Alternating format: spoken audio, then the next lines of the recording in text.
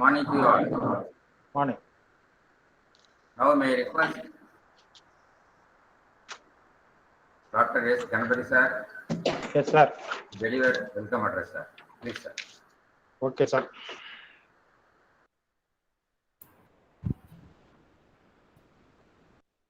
Today we start the program.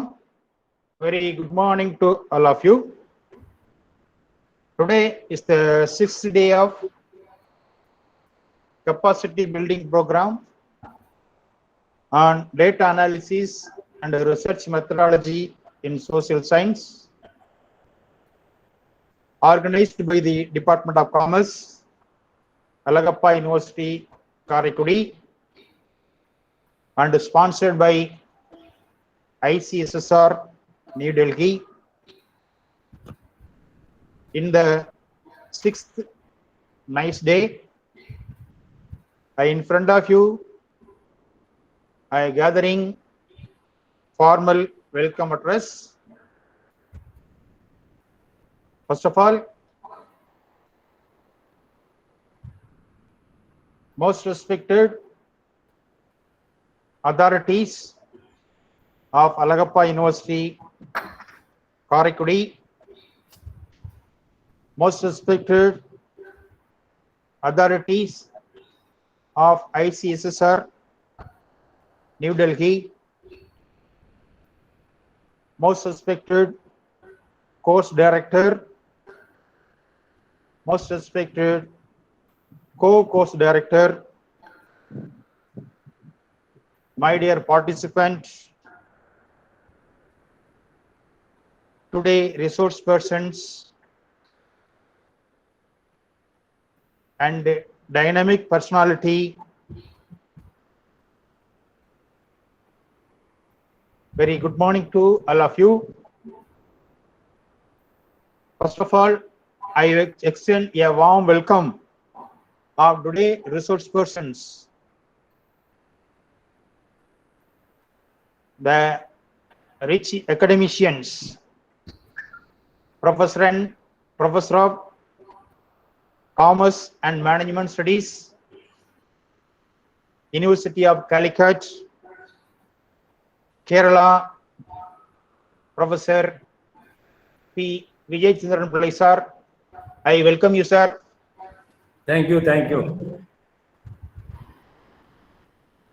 Is a rich academic and research credential, such as is a former head of the Department of Commerce and Management Studies, University of Calicut. He has completed 38 years of academic and 32 years of research experience in the field of higher education. He served as a various academic assignments such as Dean, Faculty of Commerce, Mahatma Gandhi University, Kottayam, Kerala, Director in Directorate of Self-Financing Course, University of Calicut, Kerala.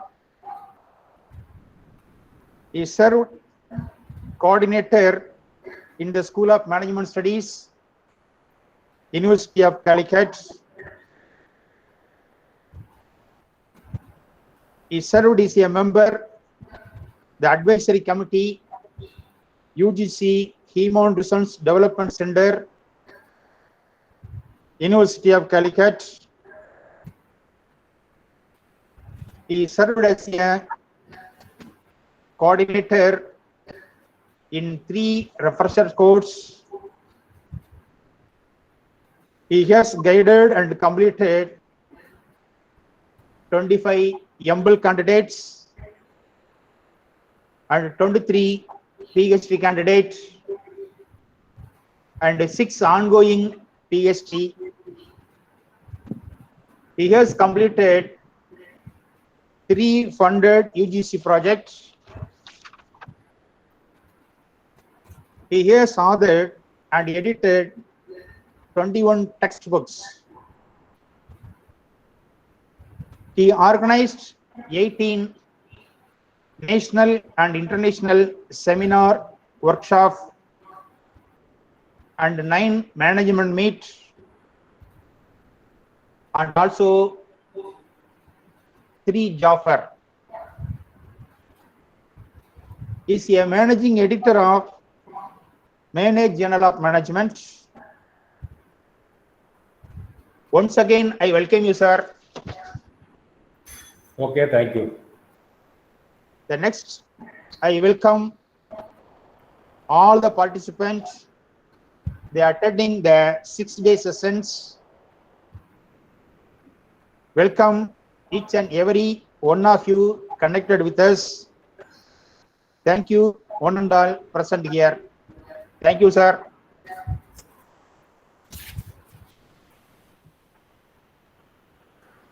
Thank you, sir. Thank you. Now may I request and invite Honorable Professor Dr. Vijay Chinnathilli, sir, to continue the session, sir. Please, sir. Welcome, sir. Okay, very warm. Good morning to all. Good morning, sir. Good morning, sir. Thank you, sir. Most respected senior professor and head of the Department of Commerce and my best friend, Professor Dr. Gujumurthy, the program director, Dr. G. Vinayakamurthy, course director, welcome speaker and my best friend, Dr. S. Ganapathy, other members of the organizing committee, Professor Dr. Nedumaran, Dr. Guru Pandi, my junior teacher friends, Mrs. Dr. Kanagavalli, Dr. Menaga, and other faculty members under the School of Management, Alagappa University, my dear teacher friends from various university departments and colleges, research scholars. Once again, I extend a very hearty welcome to you to this program. At the outset, it is my happy duty to congratulate and appreciate the efforts taken by the team members to organize a very useful and creative seminar on a very relevant topic, namely data analysis and research methodology in social sciences. So special congratulations to the team members headed by Dr. Gujumurthy. I know that this program is sponsored by ICSSR. It consists of 12-day, 24 sessions, and this is the 11th session. Hope that the participants might have experienced a very good exposure and knowledge sharing sessions from the rich resource persons who have attended in the previous sessions. I also take this opportunity to thank the organizing team members for your invitation to this session.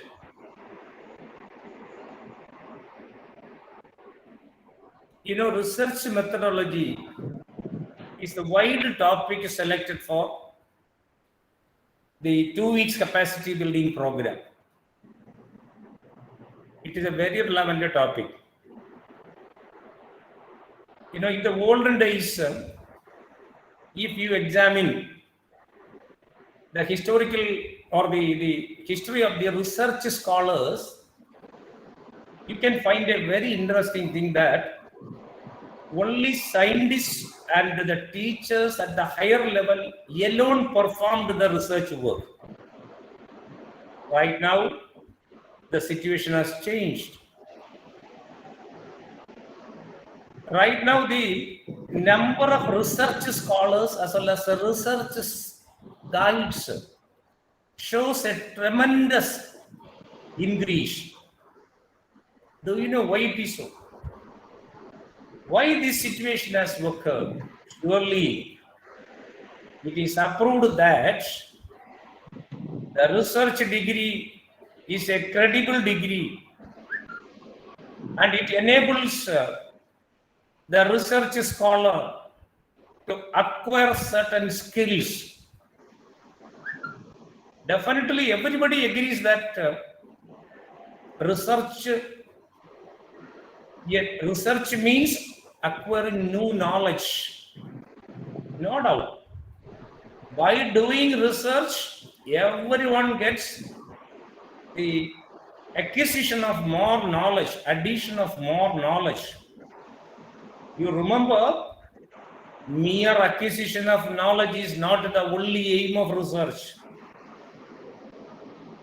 In addition to the acquisition of knowledge in the existing field, the researcher could or is able to acquire certain skills which are essential for performing the duties of an academician or a management expert.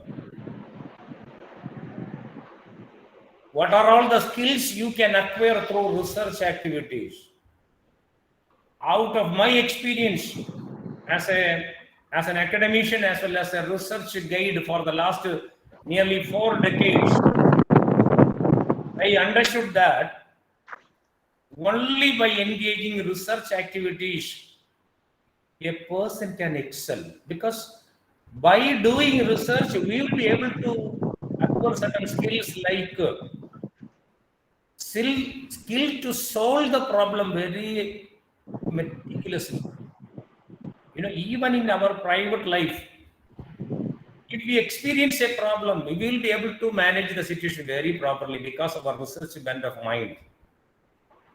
In addition to that, you will be able to acquire certain skills like writing skill, which is very important.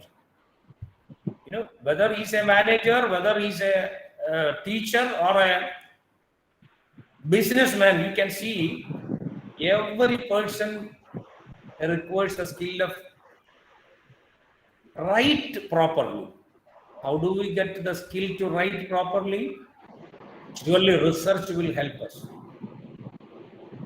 Likewise, communication skill. One of the essential requirements for a good teacher is to speak very well, to communicate the idea very fluently, very simple and loose style, because the student expects knowledge in the form of very simple and loose style. Teacher's academic qualification is not a criteria as far as a student is concerned. What the student expects from a teacher is speaking a topic in a very simple and loose style. Then only the student will be satisfied. Definitely, research will enable a teacher to speak very, very properly. Likewise, decision-making skills. You can take a proper decision based on the availability of data because of research work. Surely, these are some of the skills you can acquire through research work. That is why, in addition to the teachers, even civil service people, chartered accountants, business people are doing research.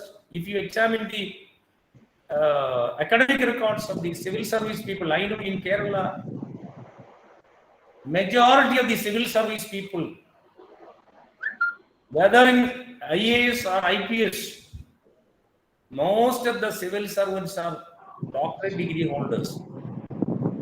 Because it is realized that by doing research, definitely we will be able to acquire some skills. Finally, our personality will improve. So that is why most of the civil servants, even the politicians, public servants like the MLAs and the MPs, some of the MLAs and MPs in our state as well as in Tamil Nadu or in other states or in our parliament system, you can see that certain people are holding the degrees of Doctor of Philosophy in various disciplines. Why? Because it is proved that research degree is a credible degree. It is a very resourceful degree for any person for the overall development of the personality. Likewise, very recently the UGC realized the fact that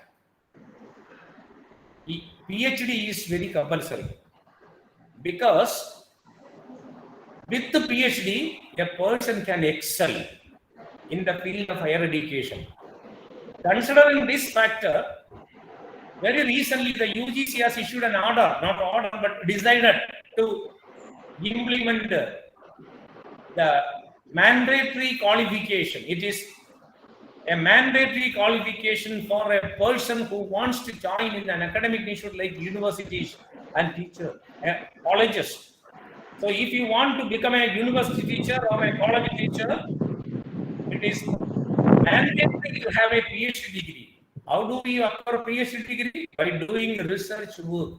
So research methodology, knowledge on research methodology is inevitable for any person to acquire certain skills and to become a good personality. So that is the relevance of research. So I appreciate, once again, I take this opportunity to appreciate the organizing team to choose a very relevant topic for and on behalf of the teachers as well as research scholars. So now coming into the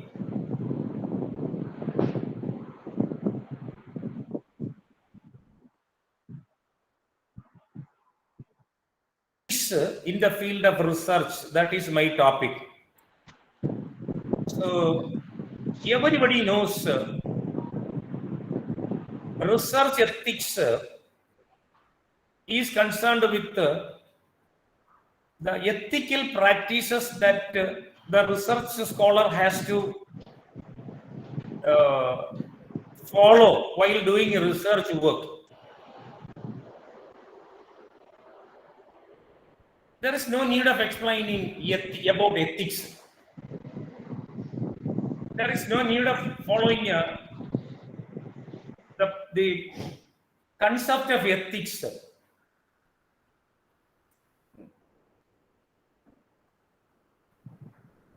You know, when a child is born, the child will learn certain ethics from his or her parents. How the child learns ethics? Surely out of the behavioral pattern of the parents. Thereafter, when the child joins in a school, the child will get an opportunity to learn ethics from his or her teachers. Similarly, if you go to the religious centers like churches, mosques, or temples, of course, these places of worship also constitute one of the sources of learning ethics. Thereafter, after completing your education, when you get an opportunity to become an employee in an organization, definitely that organization has some ethics. We are supposed to follow that ethics as long as we are employees there. So ethics, what is meant by ethics? There is no need of explaining the term ethics. Everybody knows that ethics simply means some moral principles or rules which distinguish between right and wrong. Which one is right? Which one is wrong? So we should choose only the right. How do we choose the right? Only if we follow some ethical principles. Definitely, ethics are the standards of behavior, principles which influence the behavior of a person, as well as relationship with others.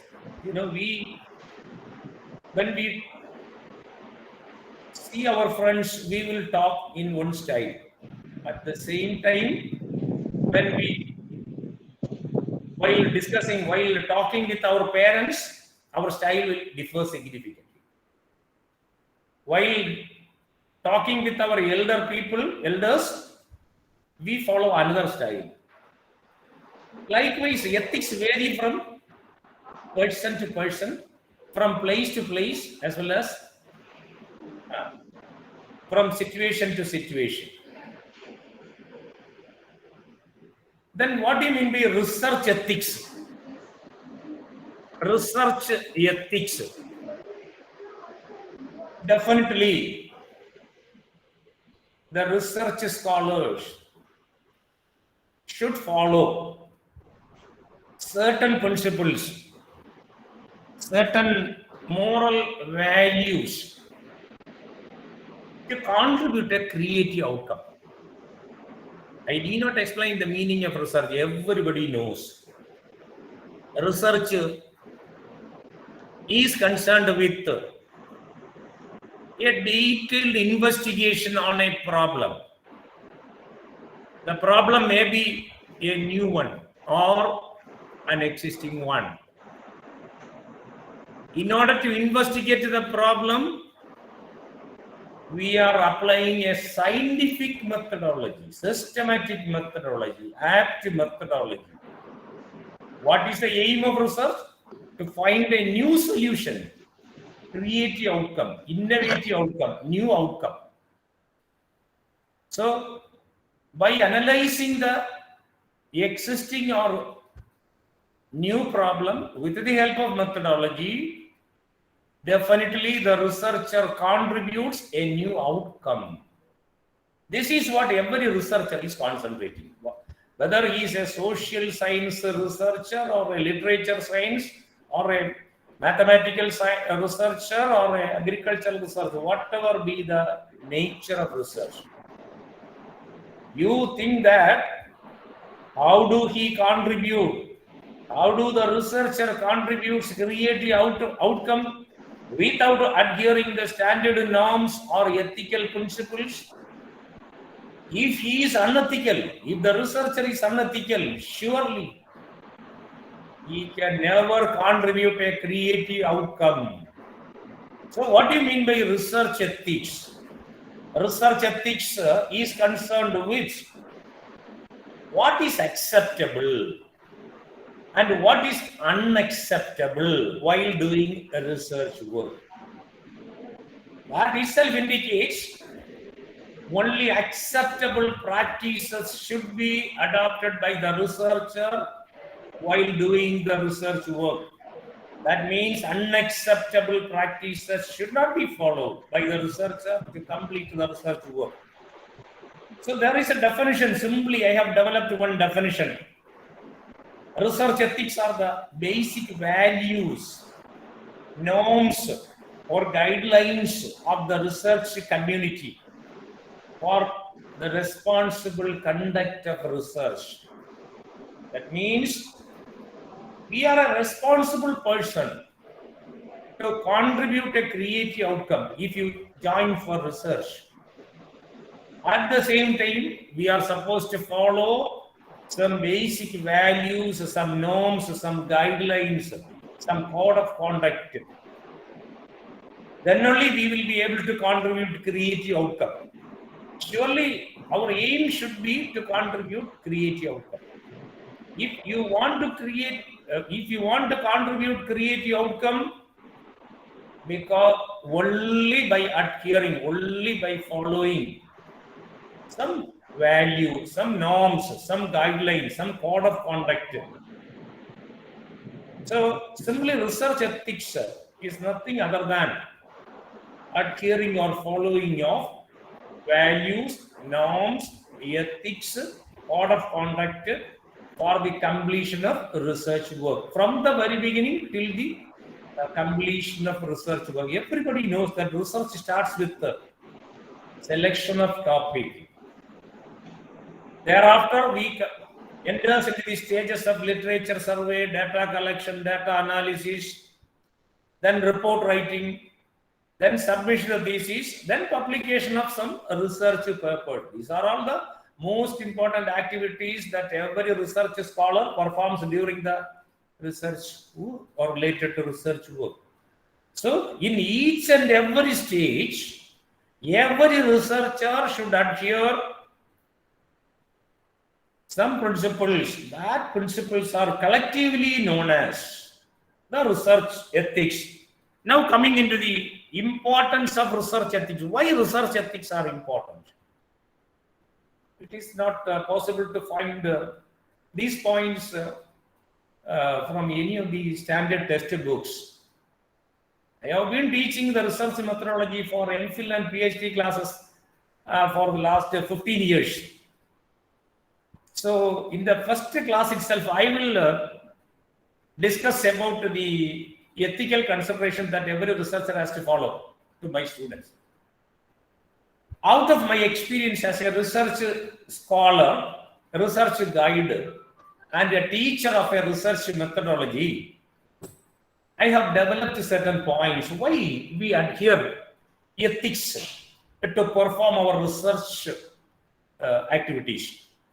Some points I have developed. So moving on to the points. The first point I have developed is maintaining a guru-shishya relationship. Everybody knows that there is a relationship between the research guide and the research scholar. It is equivalent to guru-shishya. You know, why we should keep a guru-shishya relationship? Why should we maintain a very good guru-shishya relationship? Of course, it is necessary. The guru should be very ideal, very ethical, very sincere in his work. Then only the student will perform the duties very properly. Whenever a student approaches me for doing research work under my guidance, I will allow him to sit before me. Thereafter, I will give certain directions to the candidate that if you want to become a research scholar in our department under my guidance, you are supposed to follow certain norms. So the student will be very eager to listen. Sir, what are all the norms that you suggest? I will say, definitely you are supposed to adhere, follow certain norms, certain code of conduct. Then only you can contribute a creative outcome. So definitely, if our aim is to contribute a creative output or to improve the quality of research, surely there should be a good relationship between guru and shishya.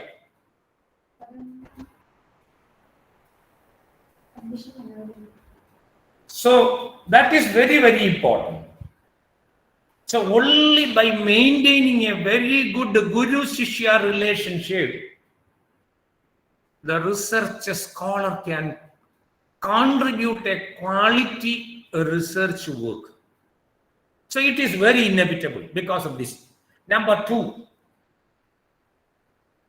UGC and AICTE, the regulatory bodies, very recently introduced one reform, namely, every research scholar who joins for research work has to complete one examination, that is coursework examination. Everybody knows that there is a coursework examination. The coursework examination may be known in different names. In our university, it is known as pre-qualifying examination. In Kerala University, it is known as coursework examination. In Mahatma Gandhi University, Kottayam, it is known as coursework examination. Whatever name it is known. Surely every student is supposed to appear one paper by name. RPE, Research and Publication Ethics. Research and Publication Ethics is a compulsory paper. Why they appear one paper by name Research and Publication Ethics? Because every research scholar should know what are all the ethics related to research work and publication work. So it is mandatory. Definitely, every research scholar should understand what are all the research ethics. What type of ethics he should follow in different stages of research work. So it is very, very relevant. The third point I have developed is it is inevitable to achieve the aims of research. I have already mentioned you that right now, not only the students, not only the teachers, but also the civil servants, public servants, business class, chartered accountants are engaging in research work. Why? Because it is proved that research helps to acquire some skills like a problem solving skill, analytical skill, learning skill, writing skill, communication skill, reporting skill, and overall personality development. Definitely everybody aims at, mere knowledge is not enough, but we should acquire some skills. For example, if a person who qualifies the civil service examination out of knowledge, he can secure IAS or IPS degree. Definitely, he will get a training at Masuri Training Center for a period of 1 year, nearly 1 year. Along with that training, surely he will get some knowledge, some skills. But if she or he engages research activity, surely that will be very worthy or useful to excel some more, to excel their work very properly. So it is inevitable on the part of every person to acquire some skills. Only through research, only by adhering research ethics, we will be able to acquire these type of skills. So that is another important point I have understood, I developed. Then the fourth point is accountability of the researchers. Everybody knows that if you join the research, if you join for research program in a university or college, you will get a research grant. If you are a JRF holder, you will get a JRF grant from the University Grants Commission. UGC will sanction this JRF grant to the university. From the university, it will be sanctioned to the student. It is a sizable amount. It is very sizable amount.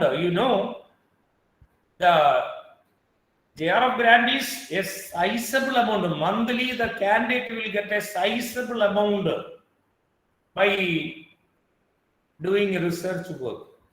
It is a public money. How do he utilize the money without insisting rules and regulations or ethical considerations?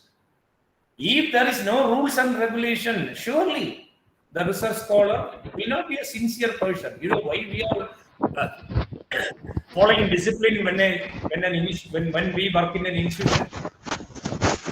If you work in an institution, we are supposed to follow the rules and regulations. Likewise, if a research scholar enjoying the benefit of JRF grants is supposed to follow certain rules and regulations, unless there are ethics, unless there are code of conduct on the part of the research scholar, how can we accountable the research scholar? It will not be possible. If you want to consider the accountability, impose accountability upon the research scholar, surely some ethics should be imposed upon him. Otherwise, he will not be responsible. That is why University Grants Commission insists that every month the teacher should evaluate the performance of the candidate. The teacher should mention the quality of the research work. Teacher should mention the conduct, certify the conduct of the research scholar. Then only the research scholar will get the grant. Similarly, that the UGC will verify whether the work of the research scholar is as per the regulations of the university, whether the research work is very qualitative one, whether the research scholar he is able to submit the research work within the stipulated period. Everything they will verify. So ethics are highly inevitable in order to ensure the accountability of the researchers also. Then the next point is ensure that public can trust the research work. You know, while joining for research work, public believe that he is going to contribute a creative outcome at the end of the research work.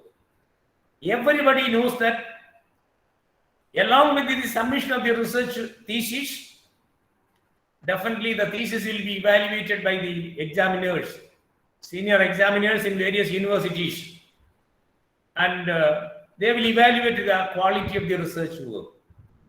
Based on the quality of the research thesis, the teacher will report whether the thesis is eligible for the award of the degree of Doctor of Philosophy or not. Surely, you know, after the award of the PhD degree, thesis will become a public property. If the research work is related to a particular public institution or a socially responsible topic, everyone is responsible. Everyone is eager to know the outcome of the research work. So you are responsible. You are a responsible person. You are responsible to contribute something newly to the society, for the welfare of the society. You are a trustworthy person. You are supposed to be a trustworthy person because public believe that you are a noble person. You have done a research work by following ethics. So your results are very genuine. It will be implemented even by the government authorities. If they feel that the work is very worthy, they will implement the decision or the suggestion of the researcher while taking a decision on the part of the policy makers. You remember, it is so much important. That is why it is important. Then coming to the another point, the ethics helps to contribute innovative outcomes. You know, the objective of the research itself, contribution of creative or innovative new outcomes. Do you think that you will be able to contribute a new outcome without following research ethics? Never it is possible. If you are violating the ethical principles, code of conduct during the period of research work, you can never contribute a creative or innovative or new outcome. So surely the innovative outcome of research will be possible only by adhering the research ethics. So it is important. Another point is research ethics support social and moral values. You know, the meaning of the ethics itself indicates the moral principles or moral values, which helps to identify which one is right, which one is wrong. We should select only right things. That is why we follow right practices while doing research work. Like a parent advise the children, you should do this, you should not do these activities. Why? Because the parent identified that these are all right things, these are all wrong things. That is why the parent advised, you should do only right things, you should not do wrong things. Likewise, definitely, if you are following ethics, surely it will support you to follow some social and moral values. You know, social and moral values are highly inevitable on the part of any person. How do we acquire social and moral values? Only by adhering, only by following ethical principles or code of conduct. So code of conduct and ethical principles are highly inevitable with a view to acquire some social and moral values. Another point is ethics avoids unethical practices of research. I have already mentioned you that ethics helps you to select which one is unethical, which one is ethical. If you are following ethical practices, surely you adopt only ethical practices. You will avoid all the unethical practices. If a person is very ethical, following all the rules, regulations, values, ethics, that is why our teachers at the initial stage, every teacher normally teaches the values and ethics to students. So what will happen as and when the child become a senior man, surely he will become a very serious, responsible person, which will be useful to the society. Why? Because he avoids all the unethical practices. So similarly, in the case of research also, there are many unethical practices, but I am going to discuss with that within this short period of time, span of time. So whatever unethical practices are prevailing in the field of research, you will avoid, provided you are ethical. That is another important point. Similarly, ethics are essential to collaborative work. In certain cases, the researchers are performing in a collaborative style with the association of certain institutions. Likewise, right now the seminar is organized by the Alagappa University Department of Commerce in association with the ICSSR. It is a collaborative work. Likewise, while doing research work, sometimes we may perform some research in association with other institutions. Automatically, it involves the involvement of more than 5-6 people. You imagine if one person is unethical, all other people are ethical. How can we contribute a creative outcome? It is not possible. So, in case a multidisciplinary research work is going on, or a collaborative research work is going on with the help of certain other institutions, it is highly inevitable to have a research ethics on the part of every person. Otherwise, we will not be able to perform the research work with 100% perfection. Likewise, public support. How can you get public support? I have already mentioned to you that public believe that you are a noble person, you are a responsible person, because you are enjoying public money while doing research work.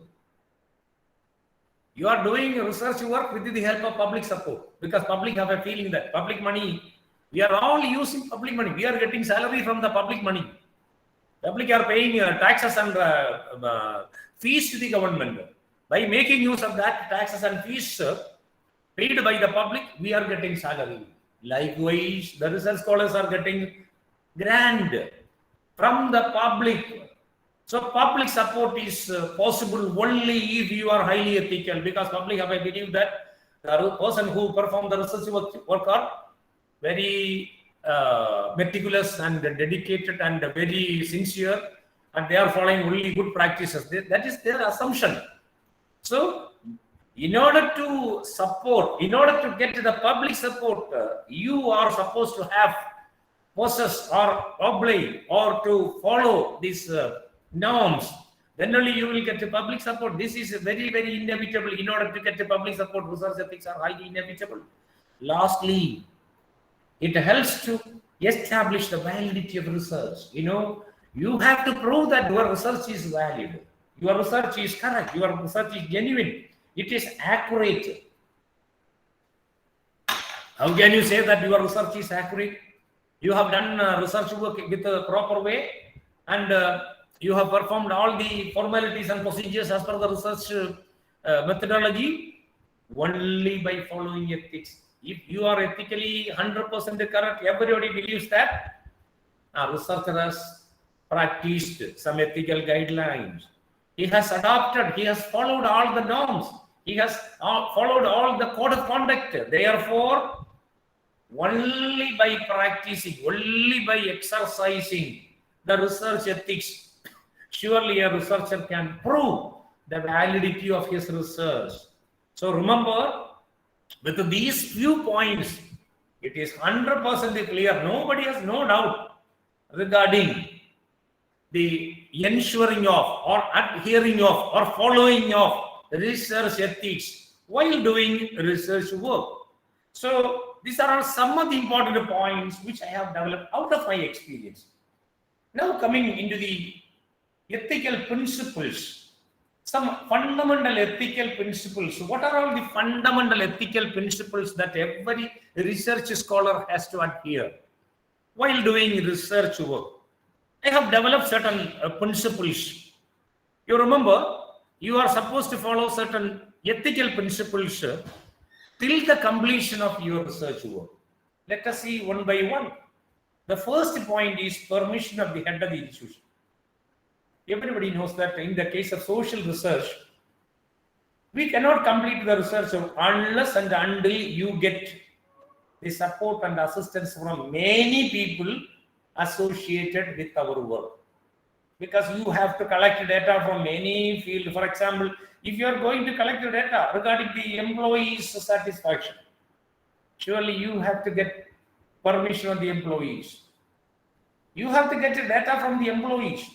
If you want to conduct the study on employee morale, employee job satisfaction, work-life balance, work-life quality, any study on HR, you need information, data from the employee. Similarly, if you want to conduct a study on marketing, customer satisfaction, customer feedback, customer grievances, whatever be the area, surely the customer is the source of data. How do you collect data without their permission? It is not possible.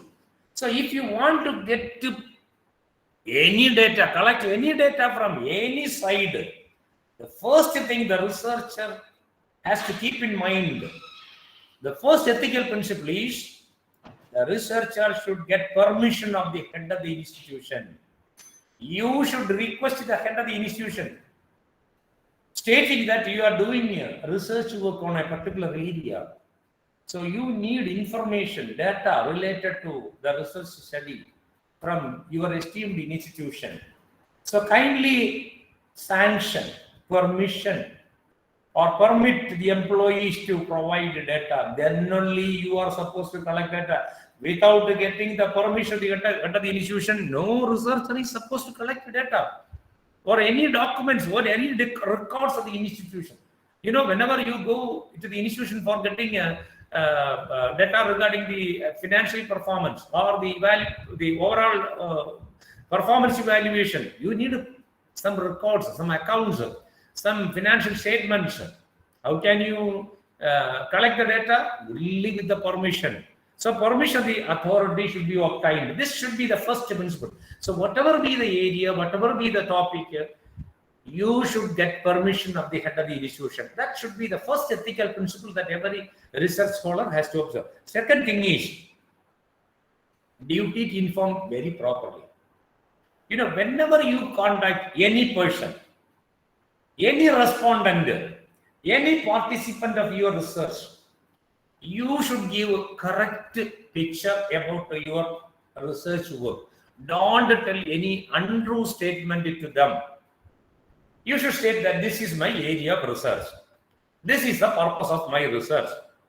I am enjoying the benefit of fund from the UGC or university. And the respondents of my study are so and so. The result of the study will be useful to such and such category. So this is the need of the participation. That factor you should mention before the data providers or respondents. Because without the assistance of the data providers, how can you collect data? If you are going to conduct a survey among the employees of a bank, you should give a full picture about your study.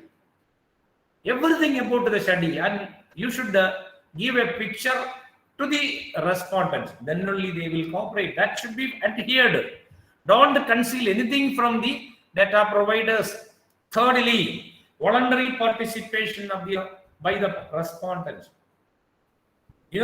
Respondents should participate in your study by providing data voluntarily.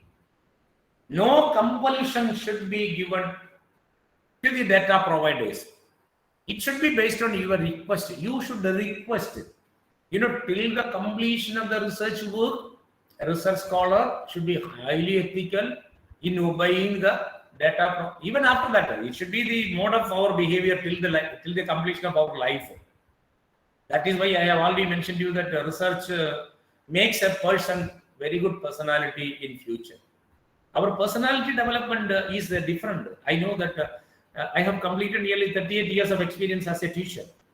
And I was a teacher without PhD for the first 10 years of my career. And I have been teaching for the last 28 years with the PhD.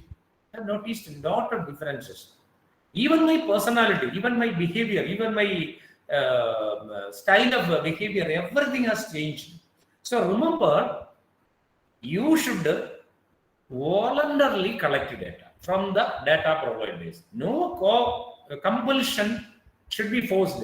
It should be free from any compulsion. You request them, so voluntarily they will cooperate. No compulsion on the part of the researcher. You should don't say that you must provide data. Never. You please help me. Could you please spend me or spare me 10 minutes time? I want some information on data from your side. So I want to discuss a particular aspect with you. Please assist me. In such a way, you have to request. So voluntary participation. Next principle, no harm to anyone. While doing research work, sometimes certain studies, certain areas of questions may create harmfulness to others. They may not be able to reveal. So you remember, your study will not create any harm to others. Your subject should be reasonably free from physical or emotional harm to others. Similarly, your question is very manageable to answer. You should not create any opportunity to create a stress among the employees. They can respond according to their option. Sometimes their questions may be very sensitive one. If your questions are very sensitive one, it is very difficult to answer. So don't include that type of questions. So do one thing, your question should be very manageable. Don't create a very tense situation. Don't create a stress situation among them. Similarly, they can respond according to their option. You never give, this should be the answer. No. That shall be according to their point of view. Another point is honesty. It is a personal quality. I hope that I need not explain this term. Honesty, everybody knows. We should strive for honesty in all the dealings. While collecting data, while reporting the procedure and methods and results, we should be 100% honest. Never you cheat any respondent or any colleagues or any funding agencies or even the public. So you are very 100% honest person. Similarly, integrity and quality. Integrity means you should keep always your promises and agree. Whatever promise you give to the concerned person, data provider, you are supposed to keep that till the completion of the research work. 100% you should act with sincerity and strive for consistency of action. No change. This day you behave very politely, next day also. Even after collecting data, your politeness should continue. You ensure the best quality of work. No compromise in the quality of work. Integrity and quality. Then openness. That means you should be very open. Be open-minded. Open-minded means you are supposed to discuss with your data providers, respondents about your study, because they can contribute a new idea. Out of their experience, anyone can share their ideas. Experience is the best teacher. So out of their experience, they can contribute more idea. They can share their tools, their idea, their resources. So you let them contribute more. Sometimes when we approach a respondent for collecting data, they will give more questions. Sir, these questions are not applicable to our institution. In that place, I will give some data, some questions. You please add these questions. So that will be very highly useful for our study. We should welcome them. Their questions. So we should add that question. Similarly, respect for intellectual property. Sometimes we may use our certain patent, copyright, some other forms of intellect, some models. So remember, we should honor them. We should honor these patent copyright because whenever we use any model or any copyright in our research work, we should honor these patent copyright. Do not publish the data without their permission. Whenever we use any model developed by any institution, we are supposed to publish only with their permission. That's an ethical principle. Then anonymity of respondent should be maintained. We should never reveal this data is given by Mr. Rakesh. This data is given by Mrs. Sita. Never you tell. You should maintain anonymity. Similarly, confidentiality, ensure confidentiality in all the communication, personal record, trade secrets. Never reveal any trade secrets, any communication, any personal records given by any institution for your study, for the purpose of developing, for the purpose of conducting your study. You might have got some communication, some personal records, even some accounting statements, but you never reveal. It should be kept as highly confidential. Another thing is impartial. Whenever you go for any center for collecting data from whatever be the status of the employee, you should treat them equally. You should treat them 100% with the impartiality. No partiality should be shown. You know, in an organization, as per our management hierarchy, there are 3 types of employees: top level employee, middle level employee, lower level employees. Don't give any discrimination while collecting data from lower level employees, because we are a research scholar. We are supposed to follow ethics. So we treat all the employees equally, because even when we go to the we complete the research work only with the help of even lower level employees. We should give respect to them.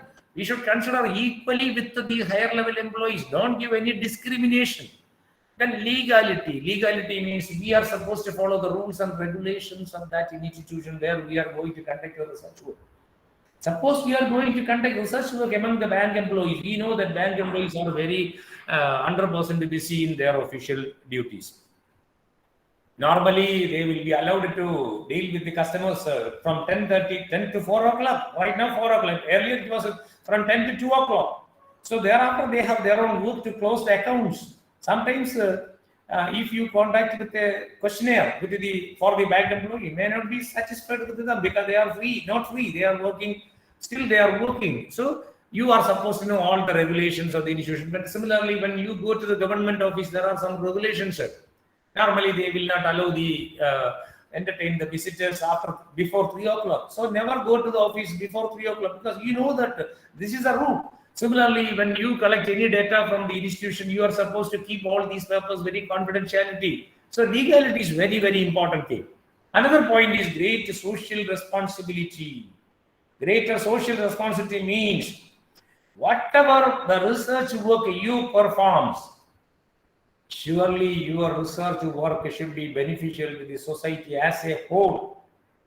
Maximum benefits to the stakeholders. Suppose you are going to conduct a study about the work-life balance of the employees working in banking sector. Surely the stakeholders of the study are bank employees, bank management, government, policy makers. So you are supposed to prospective employees, bank employees. These are all the stakeholders. Surely your study should be 100% beneficial. Your study should be socially responsible. Lastly, dissemination. Dissemination means after completion of your study, you are supposed to disclose your findings to the responsible authorities. Whenever you conduct a study based on small-scale industries in a particular district, surely your study will be possible only with the help of DICs, government of concerned state, whether Tamil Nadu or Kerala or Karnataka or Andhra Pradesh, whatever be the state. That will be possible only through the support of the officials, government authority. So you do one thing finally after completing your research work through ethical methods. After finalizing your result of the study, your creative outcome, you are supposed to disseminate that outcome before the higher officials. Because as and when they take decisions, even the ministers take a decision in the cabinet meeting, if they feel that the suggestions of the researcher are useful and worthy, they will implement it. I know that there are certain suggestions, even in my study, while conducting research, my study was on the basis of role of government agencies in the development of choir industry in Kerala. So I met even minister of the state, then higher board, then other central government and state government agencies, head of the institutions. So at the time when I completed my work, they have already requested me that you should give me a copy of the research dissertation, because as and when you complete your research, we have to refer your thesis, because when if we get any creative outcome from your research, that will be useful for us. So when I completed my research, I contacted the choir board secretary. She was an IAS officer at that time. During this time also, she is an secretary is an IAS officer, and I met him and handed over one copy to the secretary. The copy is still in the library of the choir board Kochi. What she said that at the time when I contacted her with my thesis, she said she just immediately after receiving the thesis, I still remember, she verified the last part of my thesis. She knows, because she knows that the outcome will be on the last part of the thesis. So she verified my suggestions. It was about, there were about 35 suggestions. What she suggested, she mentioned that on looking the thesis, these are all some of the beneficial suggestions to the policymakers also.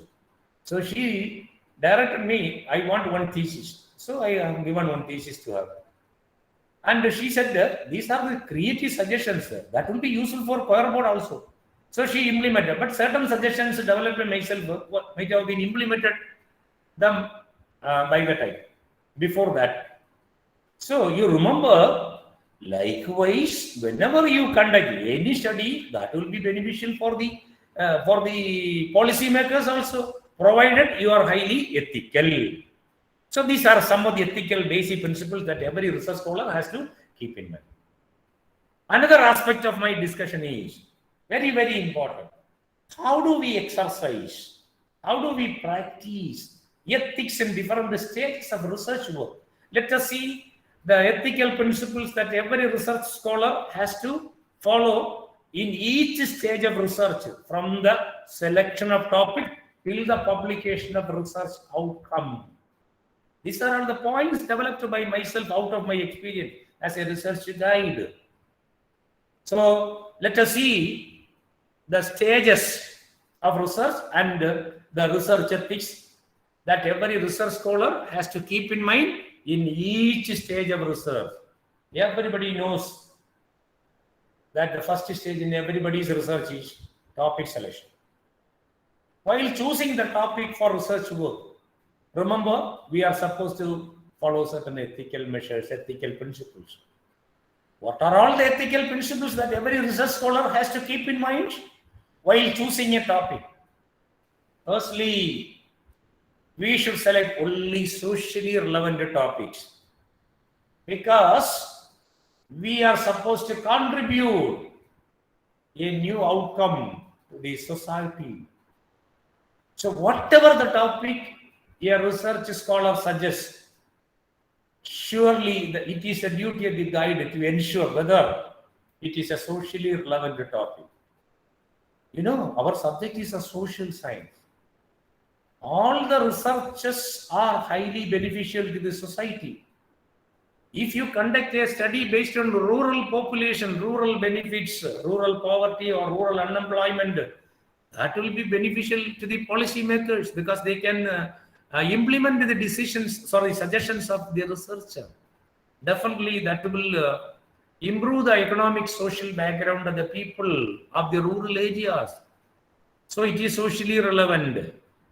Similarly, our topic should be related to a solution to the burning issue of the day. Right now, we are experiencing COVID pandemic. Still, Kerala is not free from COVID pandemic. Every day, we are experiencing nearly 20,000 people, 19,000 people. You know, after the outbreak of COVID in India, for the last 1.5 years, the entire sector of economy has experienced certain issues and challenges. Definitely, this is a burning issue as far as the researcher is concerned. You can choose a commercially relevant topic based on this COVID pandemic situation. This has affected the employment opportunities of the day-to-day daily earners, migrant workers. This has affected seriously the retail sector of our country. This has affected the private sector of many employees. This has affected the employees of shops and establishments. You can choose a topic based on this area. You can compare the situation before the COVID pandemic, after the COVID pandemic. You can find a very good result. You can analyze the situation. You can suggest creative outcomes. Likewise, don't select the same topic selected by researched by others. You know, while selecting a topic here, you can find you never choose a topic researched by your senior researchers. If you are doing the same topic researched by your researchers, you cannot be considered as a researcher. I have already mentioned you that research involves investigation for new knowledge based on a new problem or an existing problem which is not explored, by adopting scientific methodology with a view to contribute a new outcome. So in all the three aspects, why should we perform research? How should we perform research? What should be the outcome of research? In every aspect, these are the three areas, three problems, three issues. Out of the three issues, you can see in all the issues some newness. If no newness is there, you are not a researcher. So don't research the topic researched by your senior researchers. Select a micro topic. Micro topic means minute area. Right now it is a period of minute area, micro topic research. Earlier period, if you come to the if you verify the PhD thesis of various universities, you can see that most of the studies are in the form of macro in nature. Elaborate study on all the aspects. Right now, we suggest the selection of micro topics. While attending the doctor committee meeting, I have got many opportunities to chair the doctor committee meeting in various universities in Kerala. So whenever I chair this session, definitely if a student come with a macro topic, I will suggest a micro topic based on the topic selected by the candidate, because it is very, very ethical consideration. Similarly, as far as possible, try to select an innovative topic. If possible, you select a very creative topic, innovative topic. So nobody can claim that they have done the research work earlier and your work is not a creative one. Nobody can claim. Similarly, go through the previous studies in different universities and institutions. Then only you will get a clarity about the new topic. So as far as possible, before selecting the topic, the guide should suggest that the student, the research scholar, should go to the universities and other institutes for verifying the many different theses and previous studies. Similarly, while choosing the title of the work, title should be very apt and indicate the core of the research work. It should be very concise, very clear. You don't put the title in the form of 3-4 sentences. No. only 1 or 2 lines, very simple, very abridged. It shall be very abridged one. For example, if your study is confined to the work-life balance of the private sector banks in Karikudi area, working in Karikudi, I know that Karikudi more number of banks are functioning, or Shivaganga district, you can put the title work-life balance among the bank employees in Shivaganga district. That is enough. No need of that work-life balance of employees. A study with a special reference to the bank employees working in public sector banks or private sector banks in Karikudi districts or in Shivaganga district. Instead of that, you can put a very abridged one. It should be very abridged. It should be very concise. It should be very clear, because if it is very clear, definitely the content should be concentrated on that area. So these are all some of the important points which every research scholar should keep in mind ethically. Then, after selection of topic, our next stage begins. The first stage begins. That is literature survey. Review of literature. Literature review is very important part of every researcher. In the olden days, we spent nearly 6 months time for literature review. But now, after the introduction of this internet facility in 1998, very comfortable as far as research scholars. I still remember when I was a research scholar, my research guide insisted on me, go to the ICSSR, go to the planning commission, go to the industries department to collect data. I have no alternative to visit that libraries there. But now, when I suggest you just verify the papers from ICSSR or planning commission, my student will inform me that, sir, I have internet facility, whatever data you require, I will collect from my computer with the help of internet. Only thing is, we should have net facility, because everything is published by the authorities, libraries. So no need of going there, you can collect data. Anyway, you should go through the literature review. Original, from the original source. Why literature? Why we conduct literature review? Because it is our duty to identify our work is not researched by anyone so far. So related studies should be reviewed. You should have a thorough examination, detailed investigation about the past studies performed by your senior researchers to ensure that, to prove that your research is your area has nobody has touched. It is a creative area. Your research work nobody has performed your research work. So you have to prove that. How can you prove? Only by referring whatever studies conducted by your senior researchers so far. So go through the related literature from the original source, not from the work already you. Sometimes you can see your studies on small scale industry. Suppose you understood that there is one study in Madurai Kamaraj University in the area of small scale industry. The candidate will go to the Madurai Kamaraj University library and refer the thesis. From the thesis, she or he will get some literature.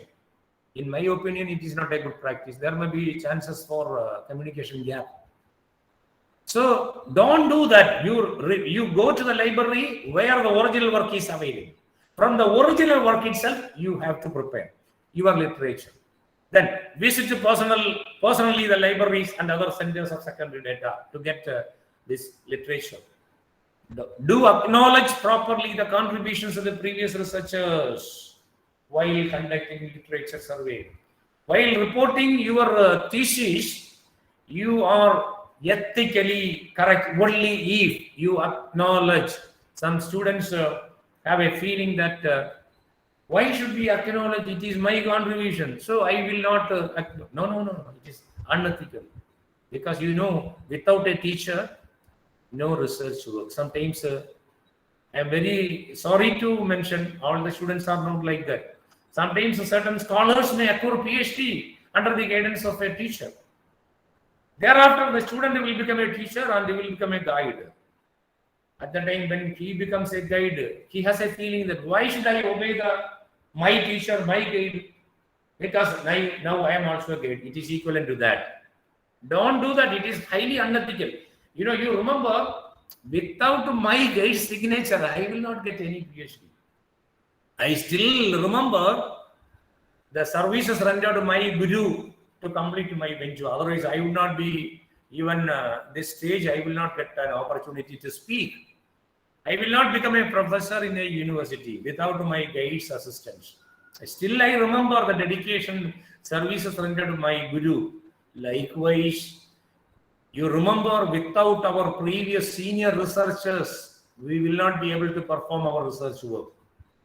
So, you always should be ethical, do acknowledge the work of your seniors while reporting.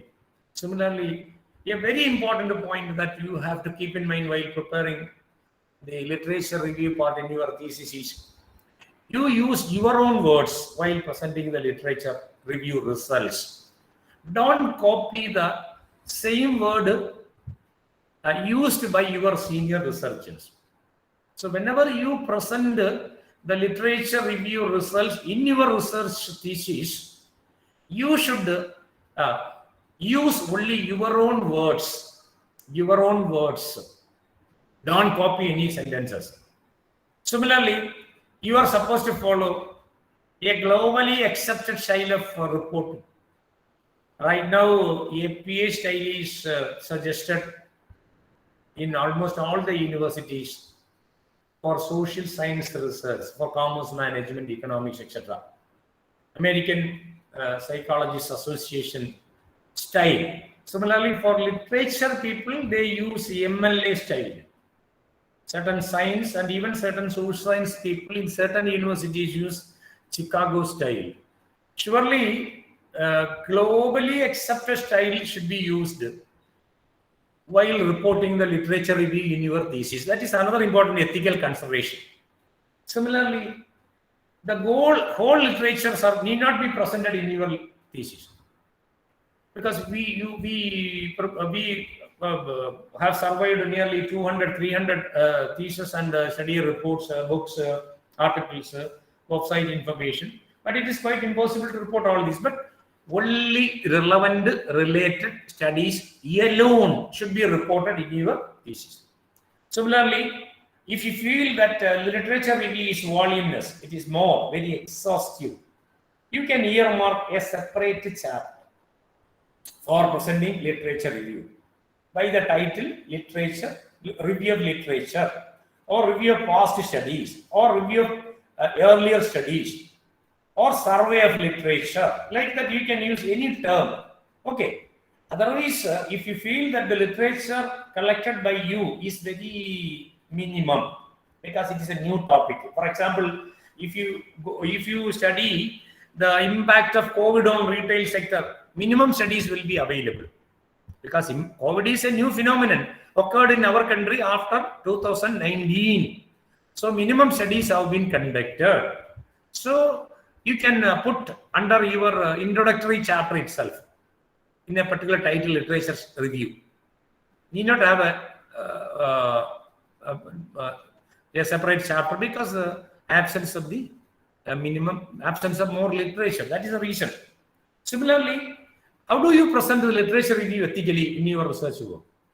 You can follow certain methods like some studies may be conducted at regional, state level, national level, and a global level. So you can follow that method. You can classify the studies into 4 categories: global studies, national study, state level study, regional studies. For example, a student perform the research work in a particular area in Madurai district in Tamil Nadu. He or she can classify the studies into global studies, studies based in Indian studies in Tamil Nadu, and studies in Madurai district. Likewise, for classification. Similarly, another method of classification is studies conducted by individuals, agencies, or organizations. Sometimes certain studies may be conducted by individuals, certain studies may be conducted by institutions, certain studies may be conducted by some other organization. So you can classify it into 3 categories and you can present that in such a way. Similarly, in certain cases, separate classification is not available. For example, regional studies, state level, national level, international level studies are not available. Similarly, individual institution studies are not available. Then only alternative is theme-based presentation, that is area-based presentation. According to the theme of study, you can classify into 3 categories, 2 categories, etc. Okay. Otherwise, now APA style insists to present the studies in alphabetical order while presenting this literature review. Alphabetical order means, suppose Albert has conducted a study. You can present Albert in his study, examine the quality of work life of employees in Madurai district in Tamil Nadu. Second, B. Babu conducted a study on the impact of the work-life balance among the bank employees in Karnataka state. Likewise, C, ABC. Chandran conducted study, another study in Chandran revealed or found that this is the situation. Likewise, A, B, C, D order. Then, if you follow MLA style, it is different. MLA style insists that you have to present the literature review in chronological order, in the year in which study was conducted. So 1947, first study was conducted 1947. Then 48, 49, till 2020, till the submission of the thesis. So in the year of occurrence of the study. Okay. Whatever be the methodology, the style that you follow, you should follow. Similarly, after presentation, while presenting the literature review, at the important aspects of the minimum, the scope, the area, the methodology, or minimum findings can be incorporated in a single paragraph, 2-3 sentences. What is the scope of the study? In which area the key concentrated? Then, which was the methodology adopted? How many number of, or which was the major finding? In a simple style with 2-3 sentences, at the most one paragraph. Otherwise, the thesis will be very lengthy. So these are all the ethical practices that every research scholar has to fulfill while doing the research literature review. Then during the course of literature review will continue till the binding work is over. In my opinion, there is a proverb that research begins with the literature, research ends with the literature review. Why this proverb? Because in order to identify the research gap, we are supposed to go through the available literature conducted or studies conducted by our senior researchers. Then why literature review ends with the research? Because on the day of binding the research thesis, you found that one more study has been conducted in a neighboring state. I go to the information today itself. You are supposed to incorporate that study's result also in your literature. Then only you are 100% ethical that your study is a creative one. You are supposed to prove that your study is not researched by anyone in the world. Your study is a pioneer study, first study. How can you prove? This can be done only by adding the study results conducted by the researchers till the binding date. So if you find any study on the day of binding your thesis, you are supposed to incorporate the results of that study also in your thesis. So at the time when you conduct the study, the research work, it will continue till the completion of research work. During this period, the second important stage or the duty on the part of the researcher is identifying the research problem. What are the sources of identifying the research problem? Definitely you should ethically identify which source is comfortable, apt to identify your research problem. Maybe personal experience. I know that one of my candidates contacted me to do research. I still remember 10 years back. She said, "Sir, I would like to do research in one rubber-based area." So I asked, why you are more interested in rubber-based area? She said, "Sir, I have very good experience because my family is owning more than 20 acres of land, and we are doing the plantation business also. So I know something about. I have good experience. My family members have very good experience. If I select this topic for my research purpose, it will be very comfortable and very useful for me. I have a confidence that I can complete my." So I agreed. And she has taken. She got the PhD. She became a principal. Now she retired also. So definitely personal experience is a very good experience. Similarly, critical review of books, articles dealing something. If you go through the books, sometimes some information may be available. Similarly, Articles, sir, latest articles. Articles are updated on, books may not be updated on. That is the difference between books and articles. So if you go through the articles, latest articles, surely that will motivate you to choose a very particular topic.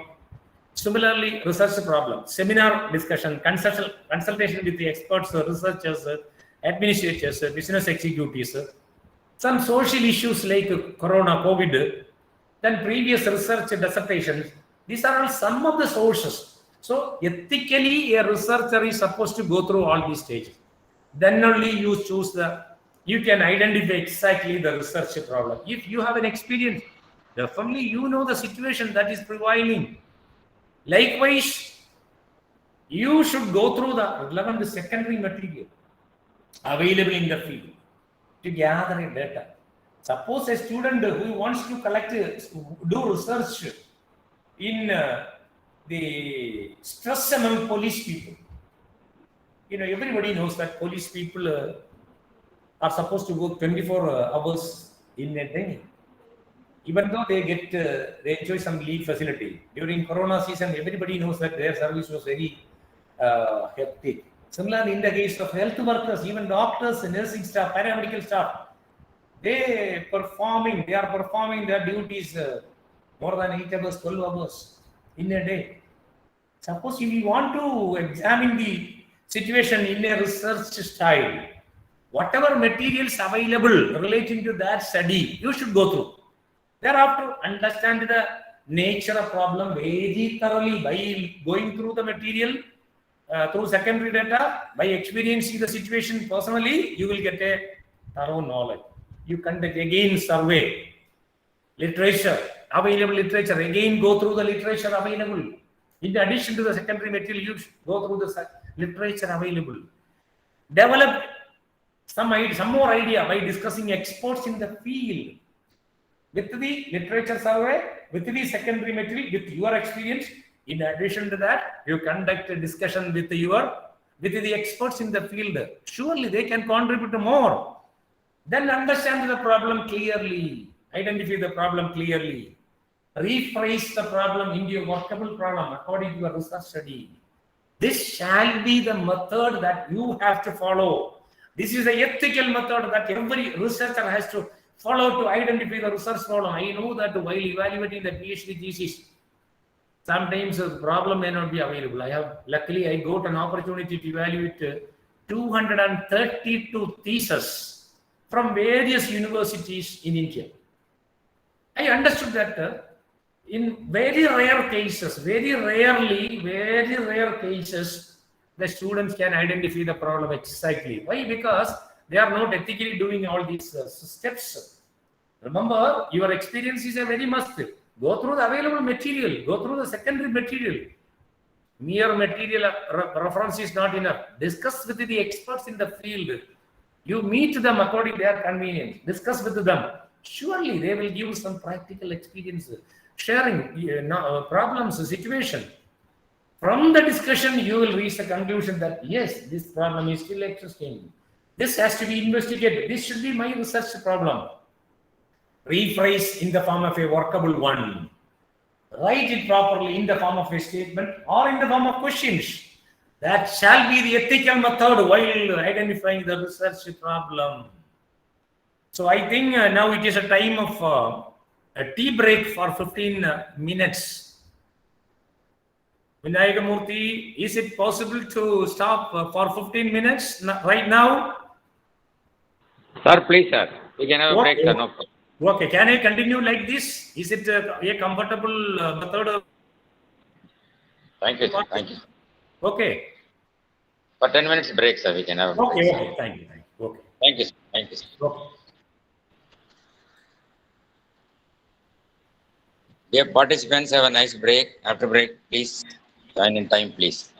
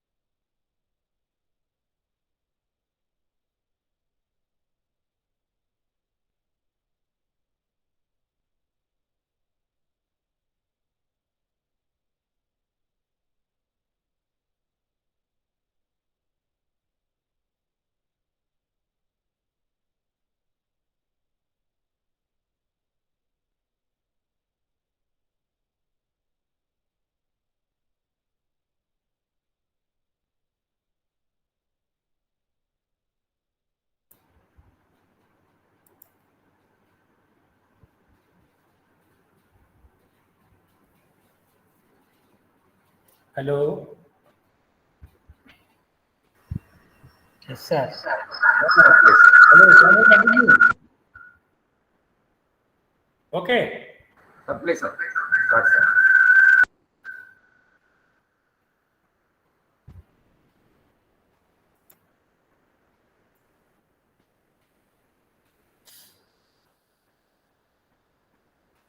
Okay, identification of problem. Then after identifying the problem, everything is okay, Dr. Vinayak Murthy? Video, audio, everything is okay? Sir, PPT is not visible. Not visible.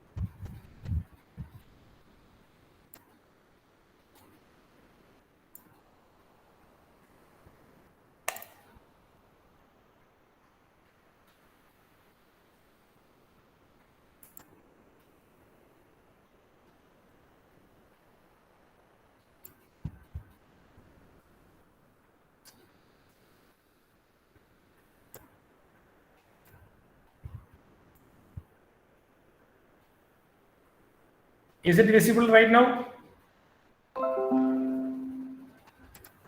Coming, sir. Coming, sir. Yes, sir. Is it visible? Visible, sir. Yes, Visible. sir, it is visible now. Okay, can I continue? Can I continue now? Please, sir. Okay. Now, after identifying the problem, next stage is objectives, framing of objectives. Everybody knows that if you identify the problem exactly, you can frame the research objectives very ethically. So while framing the objectives of the study, what are all the ethical principles that every research scholar has to keep in mind while framing the objectives? Number one is, after delimiting the scope of the study, surely you can identify the problem, research objectives very properly. Now you have a clarity about what is the scope, what is the research problem. Based on the scope and problem, you have to specify these are all the research objectives. Specifically, you can frame the objectives. But one condition that research objectives should be capable of filling the research gap. That is another important ethical principle. Because objectives are the research questions which the researcher wants to answer through the research work. We are putting certain questions. That question may be in the form of objective. Surely that is what we are going to investigate. We are going to find answers. But one condition that your question should be ethically fit to fill the gap of the research. You never repeat, another principle is never repeat the same objectives as used by your senior researchers. Sometimes I experienced one situation. My second candidate, I still remember, my second candidate who did the PhD under my guidance, selected on topic, it is awarded. Now he's a university professor. After nearly 15 or 16 years, I got one thesis from outside the state. I do not intend to mention the name of the state.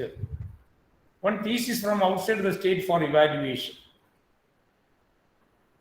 On looking the thesis, even from the title itself, I understood that it is a copy of my second candidate thesis. So immediately after that, I verified the candidate my candidate thesis. It was with me. On verification, I identified that same objectives have been put by the research scholar whose thesis I got for evaluation. Immediately what I did was I contacted the guide. At the time when I contacted, it was about 10 o'clock. He was taking rest after drinking a small. So I narrated the incident. Because of his intoxication, he said, "Sir, I am not in a position to answer your question. I will call you back tomorrow morning I will call you." Yes, I agreed. What he did was by 10 o'clock, I got one call from him, the guide side. He had contacted immediately after getting my call. He had contacted the candidate, and candidate he agreed that he consulted the thesis of my candidate and copied the same objectives. Same methodology, somewhat the questionnaire is equal. Most of the questions are equal. Okay, then I suggested the guide. I am an ethical teacher. It is not possible to suggest or recommend your thesis for award a PhD. Then he requested, "Sir, he has taken this much time, this much effort." I agree that he has taken effort, but I am a research guide. It is my duty to ensure whether the thesis is a duplicate or not. So I reported the university that under my guidance, same objectives have been fulfilled with the same topic. So it is not in a position to recommend. This was my report. Immediately after getting the report, from my side, the Vice Chancellor appointed one more person. Vice Chancellor was not highly ethical, I don't believe that. He appointed one more person and sent the thesis to another fourth evaluator. Fourth evaluator does not know anything about the duplication. On verification, he found that the thesis is okay. He recommended, Viva conducted. After Viva, the guide again contacted me, "Sir, even though you have not recommended, but it is recommended by the fourth examiner, and finally the degree is awarded, he got the certificate also." No, this is purely unethical. You don't engage these type of unethical practices. This is my humble request. So don't repeat the same objectives as fulfilled by your previous researchers. While setting the objectives, you should keep the ethical principle of SMART principle. SMART. SMART means objective should be very specific. It should be measurable, means fulfilled, can be achieved. It should be attainable. It should be very relevant. It should be capable of managing within the time limit. So specific, measurable, attainable, relevant, and time bound. SMART. So you remember, then only it will become very ethical. These are all the important points, ethical points that you have to keep in mind while framing objectives. Next thing is, after framing the objectives, immediately after framing your objectives, you should formulate hypothesis, formulation of hypothesis. What do you mean by hypothesis? Everybody knows. Yesterday I understood from the brochure, there was a session exclusively for hypothesis testing. Research objectives are the tentative questions which the researcher wants to answer. What are all the questions the researcher developed to find solutions? Similarly, if you identify the questions, the next duty is to formulate the tentative solutions to the questions. So hypotheses are the tentative answers, solutions to the questions which the researcher wants to test. So if this is a question, this will be the answer. We presume that. If this is a question, this will be the answer. This is what hypothesis means. It is equivalent to our two hands. Somewhat, our two hands are similar. So hypothesis should always match with objective. This is ethical. So remember, what are all the basic principles, ethical principles that every research scholar has to keep in mind while framing a hypothesis? Number one is you formulate the hypothesis just immediately after framing objectives. I know that there are certain students, they formulate a hypothesis according to their analysis results. After analyzing the data, only they formulate hypothesis. It is unethical. You should have a clarity about the way in which you have to travel before reaching the destination. Otherwise, without imagination, how can you travel? How can you reach the destination? It is equivalent to that. If you are formulating the hypothesis according to the result of the analysis, after analysis work is over, it is highly unethical. One more point, another point is, I have already mentioned, it should be in line with the objective. Hypothesis should be in line with objective. If your objective is to examine whether there is any positive relationship between the financial assistance and performance of the unit, you can say that there is positive relationship between the financial assistance and performance of the assisted units. Otherwise, you can say that higher the financial assistance, higher will be the performance of the units. In such a style, you have to frame the hypothesis. Similarly, hypothesis should be free from, the researcher should be free from any bias. No bias. He should be free from any type of bias. Then while testing the hypothesis, researcher should use only apt tools. If your objective is to test whether there is any positive relationship, you can use this correlation analysis. Similarly, if you want to see whether there is any significant difference in the opinion of the two group of respondents in respect of the quality of customer service, if it is true, you can use chi-square test, qualitative test, t-test in the case of quantitative figures. Likewise, apt tool should be used for testing the hypothesis. Similarly, you know that the researcher has to ensure the essentials or criteria of a good hypothesis while framing the hypothesis. I hope that might have been discussed in the previous session yesterday by the resource person. So anyway, I will go through in all these points in a very natural, simple way, with a quickly. One is tentative answer. No doubt, hypothesis should be fit for solving the research question. Simplicity means it should be. Sir, if you can throw some light on this hypothesis, what you are referring to would be great, sir. Tell me.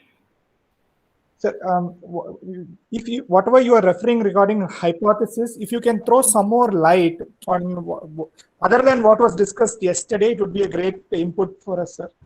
Some more line. Some more light. If you could give us some more information on hypothesis, it would be helpful to us. To that. Okay. I am not discussing about the testing a hypothesis, but I am discussing about the ethical principles while framing hypothesis. You got the point? I understand. I'm sure that you are enabled to help us in a better way. That is the only thing what I can say. Thank you. Okay. I understand. I got the point. So these are all some of the ethical principles. It should be simple. It should be conceptually clear. It should be testable. It should be very specific. It should be consistent with the facts. Then it should have theoretical base. Then hypothesis should state the relationship between variables. These are all some of the ethical principles that every researcher has to keep in mind. Remember, I hope that this might have been discussed by the resource person yesterday. That is why. Am I correct? Yes, sir. It was discussed. Yeah, okay. Then these are all some of the ethical principles. Remember, the most important principle is it should be fit for solving your research objective, research question. Then another principle is while testing the hypothesis, use apt statistical tool. Use apt statistical tool. Then another ethical principle is hypothesis always match with the objectives. Okay, these are all the ethical principles. That is enough. I think everything is discussed by the resource person yesterday. That is why. Okay, next, after framing the hypothesis, we should go for defining certain terms and concepts, operational definition of concepts. What do you mean by operational definition of terms and concepts? Every thesis, you can see some terms. We will use certain terms and concepts according to our nature of study. So whatever term you use in your study, ethically you are supposed to present. Why we present this operational definition part? What is the reason behind this? Surely because the researcher has used certain technical terms related to his study.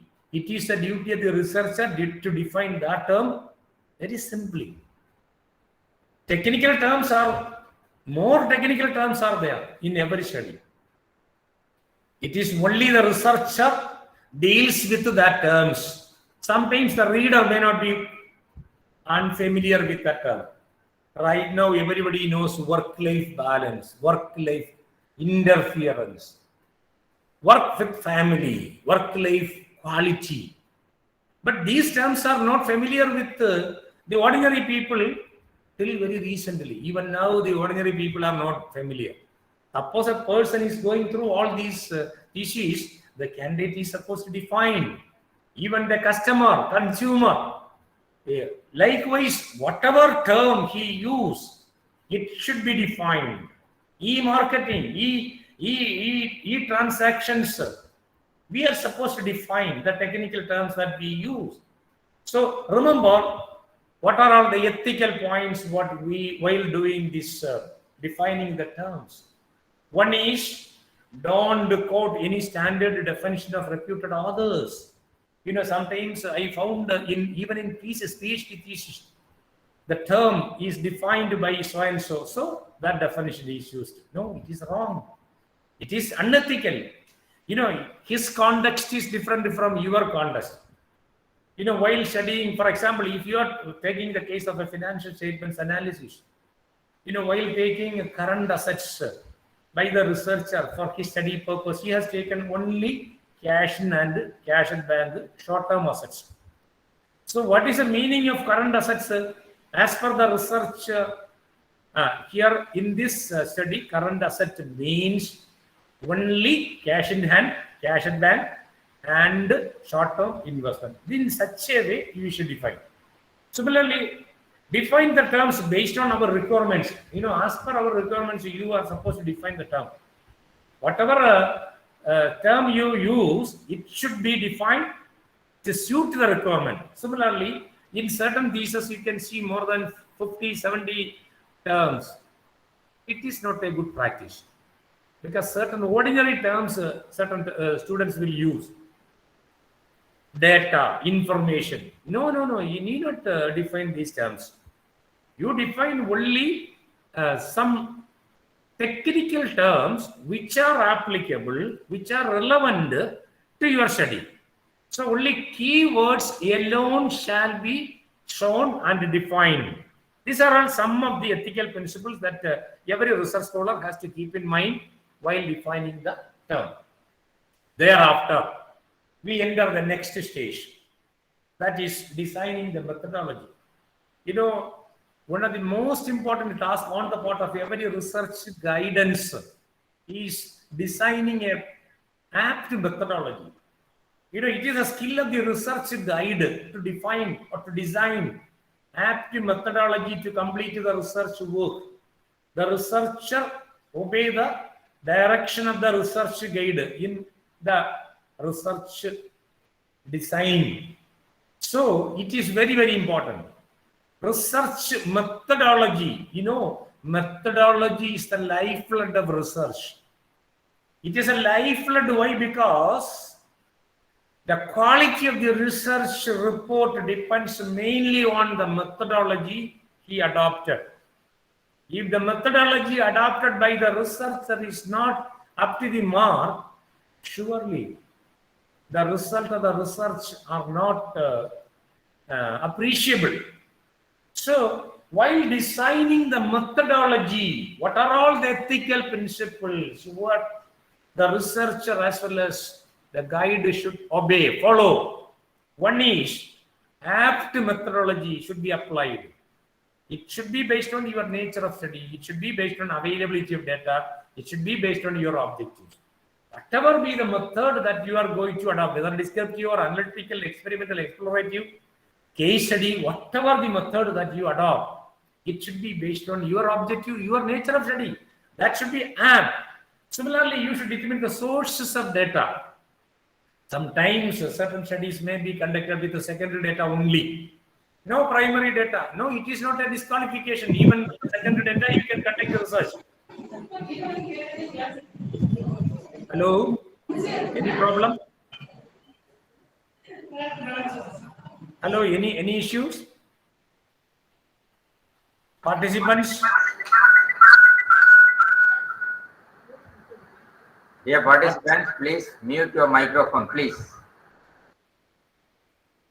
Okay, next, after determining the method by which we are going to do research, whether it is a case study method, experimental research, exploratory research, we have to determine which type of data we require, whether primary data or secondary data or both.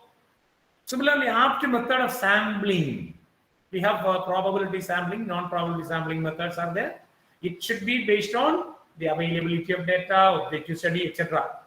Then anyway, very ethical principle is large sample size. Research methodology says that 30 and above are large size. But for PhD purpose, it is not enough.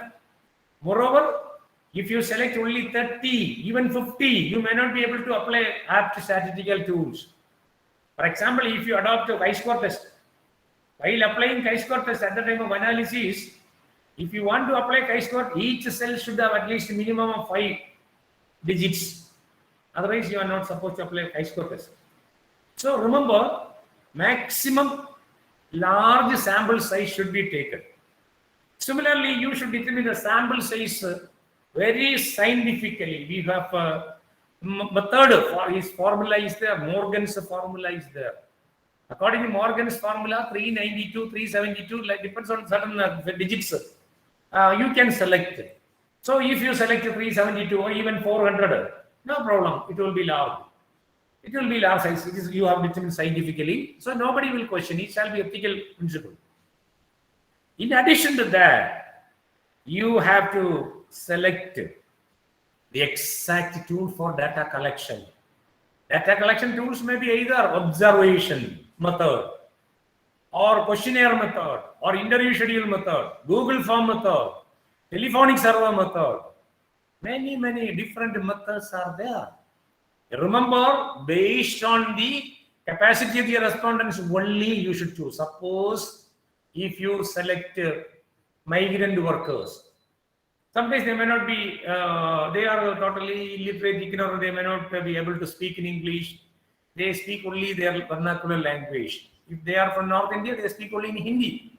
They don't know Tamil or Malayalam or Kannada, etc. So if you adopt the method of questionnaire, surely you are unethical.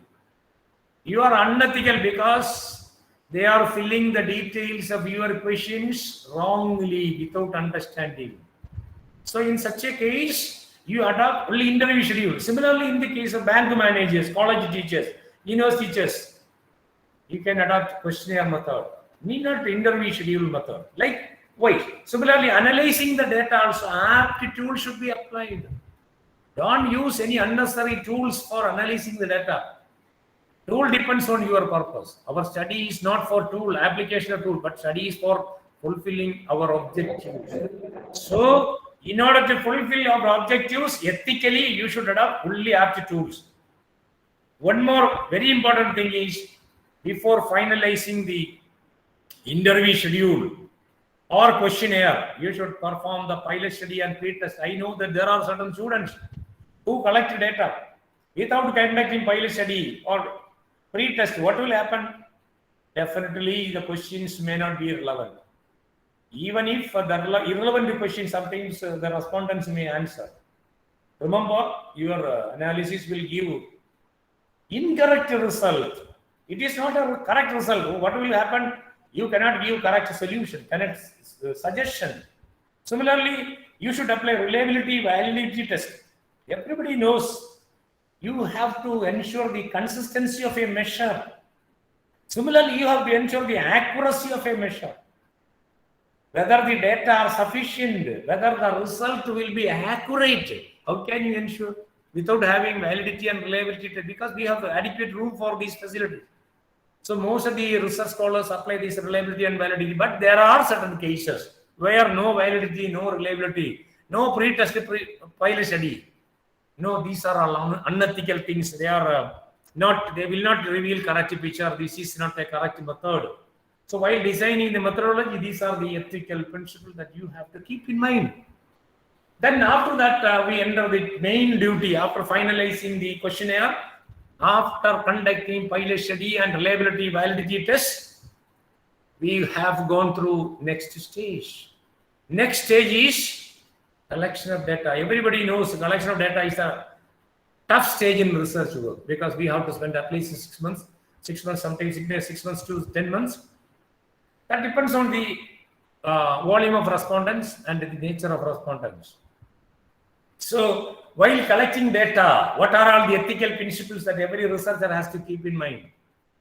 Recently I have understood that in certain cases, sometimes it may not be applicable in all the places.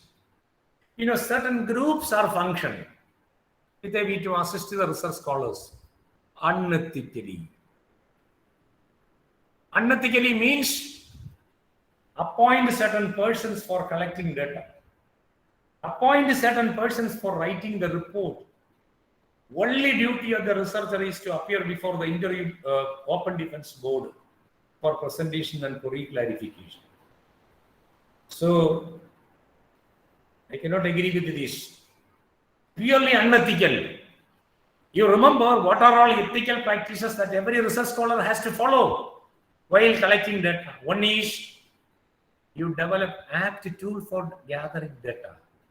Whether it is questionnaire or interview schedule or observation or Google form, apt tool. Similarly, consent of the respondent should be obtained before data collection. If you are sending Google form, you should get the permission. Before that, you shall not send this. Similarly, you conduct a survey personally and visit the field for data collection. You yourself, the researcher himself or herself, has to go there. Then only you can understand the situation exactly. Ensure confidentiality of the data collected. Never reveal the confidentiality. It should be confidential. You collect and record the data, only correct data. Whatever data you get, only correctly record.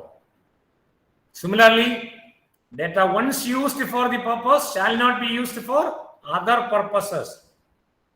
Whenever you use one data for one purpose, it should be destroyed. It should not be used for any other purpose. Data shall never pass down to others. Your data is for your study only. It shall not be applicable. It shall not be transferred. Data collection should be stored very properly. You should be very ethical only if you store the data very properly.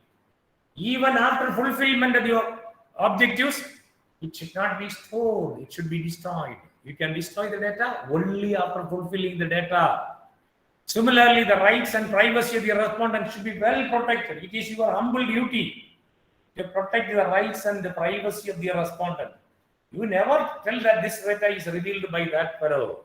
That information is given by such persons. No, it is not a genuine one.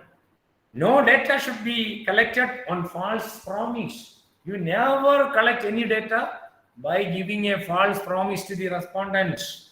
Similarly, don't give any opportunity to create stress. I have already mentioned to data providers.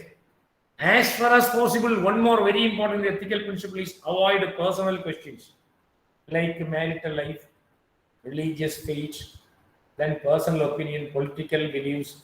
You never ask such a type of question. You avoid such a type of questions in your questionnaire because marital life, sometimes certain people may not be interested to answer your question. Similarly, religious faith, some personal opinion may not be revealed by certain people. So avoid such a type of question. These are all some of the ethical principles every researcher has to keep in mind while collecting data. Then after the collection of data, we will enter the next stage. What is the next stage? Analysis of data. It is very critical because we have to apply apt package. We have many packages right now. SPSS is a common package applied by social science research. Similarly, AMOS. You can apply a package properly. What are all the ethical principles that every researcher has to keep in mind while analyzing the data? I shall explain one by one. First point is process the data collected about the personal matters or respondents very confidentially. At the time of processing the data, you should be very careful. That is why I insist that in most of the cases, you avoid the name of the respondents. Need not ask the name. While framing the questions in the questionnaire or interview schedule, you never direct the research scholar to include one question by name. Need not. So that you can very easily manage it. Because at the time of analyzing the data, it is your duty to protect the personal matters very confidently. The second important ethical principle is proper care should be taken to maintain anonymity in handling data. Who is the provider of this information, this data? Who is the information provider of that data? Never, never, never. You should never reveal that this information, this data is given by Mr. A or Mr. B or Mr. X. Never. Anonymity should be maintained. Similarly, only correct data should be used for analysis. That is why I have given the information that if you appoint somebody else to collect data, even without visiting the site and informants or respondents, the interested person the person to whom you interested, he may record some wrong information according to his whims and fancies. What will happen? Wrong data may be there. The analysis, it will reflect the result of analysis. So don't use wrong data, use only correct data. Similarly, don't fabricate the data at the time of analysis. I know that there are certain experts in the field of analysis. They may suggest that you collect data from 50 persons only. I will put it as 500. Do you think that this is ethical? This is unethical. Similarly, certain data may be fabricated, manipulated. Some additions, some deletions may be made according to the comfort of the researcher. It is not a good practice. Don't fabricate any data at the time of analysis. Similarly, you draw the conclusions only based on the findings of the study. Findings may be based on analysis. We have to arrive at conclusions. We will arrive at conclusions only based on the findings of the study. So it is very, very important. If you use wrong data, unethical data, that will reflect your findings, your conclusions. Surely conclusion may be different. Based on conclusion, only suggestions can provide. It is equivalent to, you remember the example of a doctor. You remember when a patient approaches a doctor, what the doctor will do? Doctor will initially ask one question. What is your problem? Sometimes he may ask one more question. How long we have been experiencing the problem? Sometimes one more question. Okay, what are the other issues that you experienced? With these questions, 3 questions, doctor will close his mouth. Thereafter, the patient will start to answer the questions of the doctor, that I am experiencing pain on this side or that side. the pain for the last 1 week. Besides, I feel pain on this side, that side, like that. He will explain. Surely, the doctor will very eagerly listen and try to diagnose the disease exactly, the problem exactly. Suppose the doctor is not satisfied with the explanation given by the patient. What the doctor will do? Doctor will suggest one lab test. So lab test, that is equal to our statistical analysis. Lab test will yield the results. That is, blood pressure is so and so. The content of the that part is so and this much. Like that, based on the analysis, doctor will reach certain conclusions. You know, that lab test results are the findings of the analysis of the results. So, doctor will reach the conclusion that, okay, the patient is experiencing this disease. Only after diagnosing the disease, doctor can suggest apt medicine. Otherwise, this medicine may change. You remember when the medicine is changed, medicine suggested by the doctor changed. What will happen? You can imagine the situation. Likewise, the data is the basis. If the data is unethical, the researcher collected the data unethically by appointing some other person, by paying salary. The person has collected data without going there, by his own words, according to his knowledge and information. When you analyze the data, you will not be able to identify your problem. Objectives cannot be fulfilled. Your conclusions will be different, so that you cannot suggest a correct, feasible solution. A remedial measure in the form of suggestion, implication, or recommendation. Never, never, never.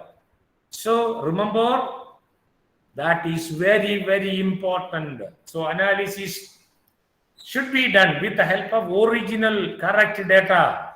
You don't try to fabricate data if it is unethical. Similarly, strictly based on the analysis, only you draw conclusion. I found certain cases while conducting YOC examination. I got experience in conducting a PhD open defense of about 65 candidates. Next week also have 2 YOC examinations. So I remember in certain cases, findings may be different. Conclusion may not match with the finding. Suggestions may be entirely different. I will ask one question. How do you collect data? Yes, sir. I have entrusted one person to collect the data. He has collected. Analysis done by one statistician. Okay. Then it is written by some other person. You remember, if this is a situation, how can you say that you are an ethical researcher? No. How can you say that you can improve your skills by way of by doing research? Never. So don't do that. Whatever conclusion that you draw, that you arrived at, should be based on the result of the findings. Based on the findings and conclusions alone only, you can suggest. Just like you remember the case of a doctor. Lab test are the findings. Based on the lab test, doctor concluded that the patient is suffering from that disease. Therefore, he suggested this medicine. So findings, conclusions, and suggestions. But in some part, I have noticed that certain research scholars, even research guides, misinterpreted that conclusion means the last part, concluding the work. Therefore, it shall be the last part. In my opinion, it is wrong. Findings should come first. Based on the findings, conclusions only. Based on the findings and conclusions only, you can suggest suitable measures, maybe in the form of suggestion, maybe in the form of implications, maybe in the form of recommendations. Whatever be the suggestion, whatever be the recommendation, it should be based on findings, conclusions. Remember, doctor's lab text, doctor's disease diagnosis.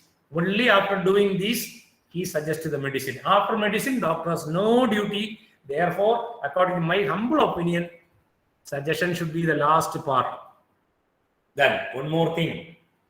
After suggesting the solution for your problem, you reach the conclusion that I have conducted a study only on a minute aspect. The aspect, there are different aspects related to my study. So now I felt that some more areas related to my research work are to be explored. So it is my humble duty to suggest certain topics related to my study, which are useful for future researchers or further research work in the field. So your duty of suggesting topics for further research shall be based on your conclusions or your research work. So then only your work will be, analysis work will be over. Then after the analysis work, surely everybody knows you have to prepare the thesis. Reporting of the research results. Research thesis preparation work. How do you report? How do you write the research thesis? What are all the ethical points that you should keep in mind while preparing a research thesis? Remember, while writing a thesis, you should be very careful. Let us see the ethical principle. Number one is, your report should contain only facts, only real facts related to study. I found that certain studies, even without conducting the study on that area, researcher may include certain points in some other aspects. No. Researcher is not supposed to do that. Whatever idea, whatever facts you state in your thesis, it should be related to your study. If you are not studied that area, you are not supposed to discuss about that in your research work, in your research report. Similarly, don't include any false statement for self-credit or for pleasing some interested parties.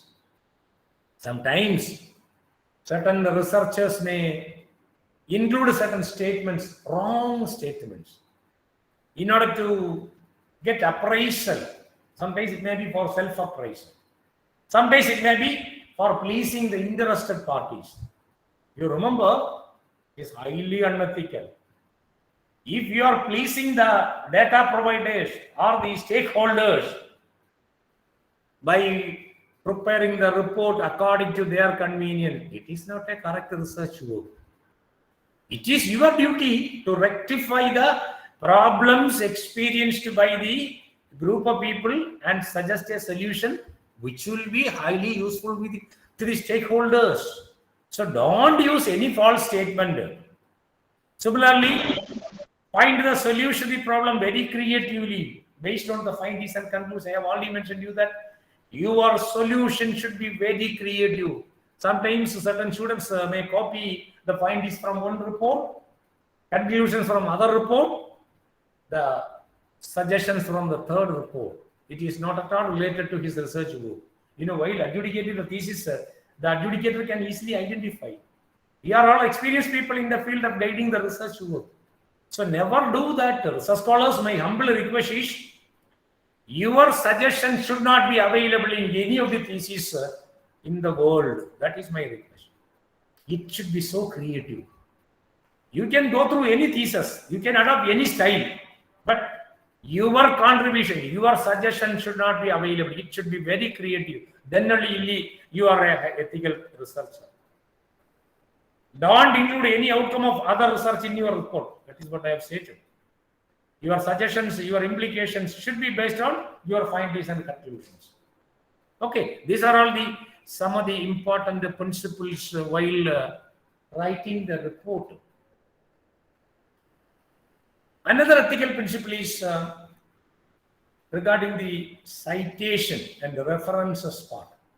I have noticed some students, even PhD level, bibliography is not a part of their research.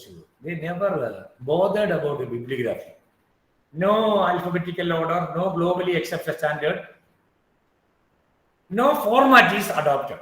Some research, even at PhD level, a thesis will be a full-fledged one only when you follow ethical practices in citation and references. References mean bibliography.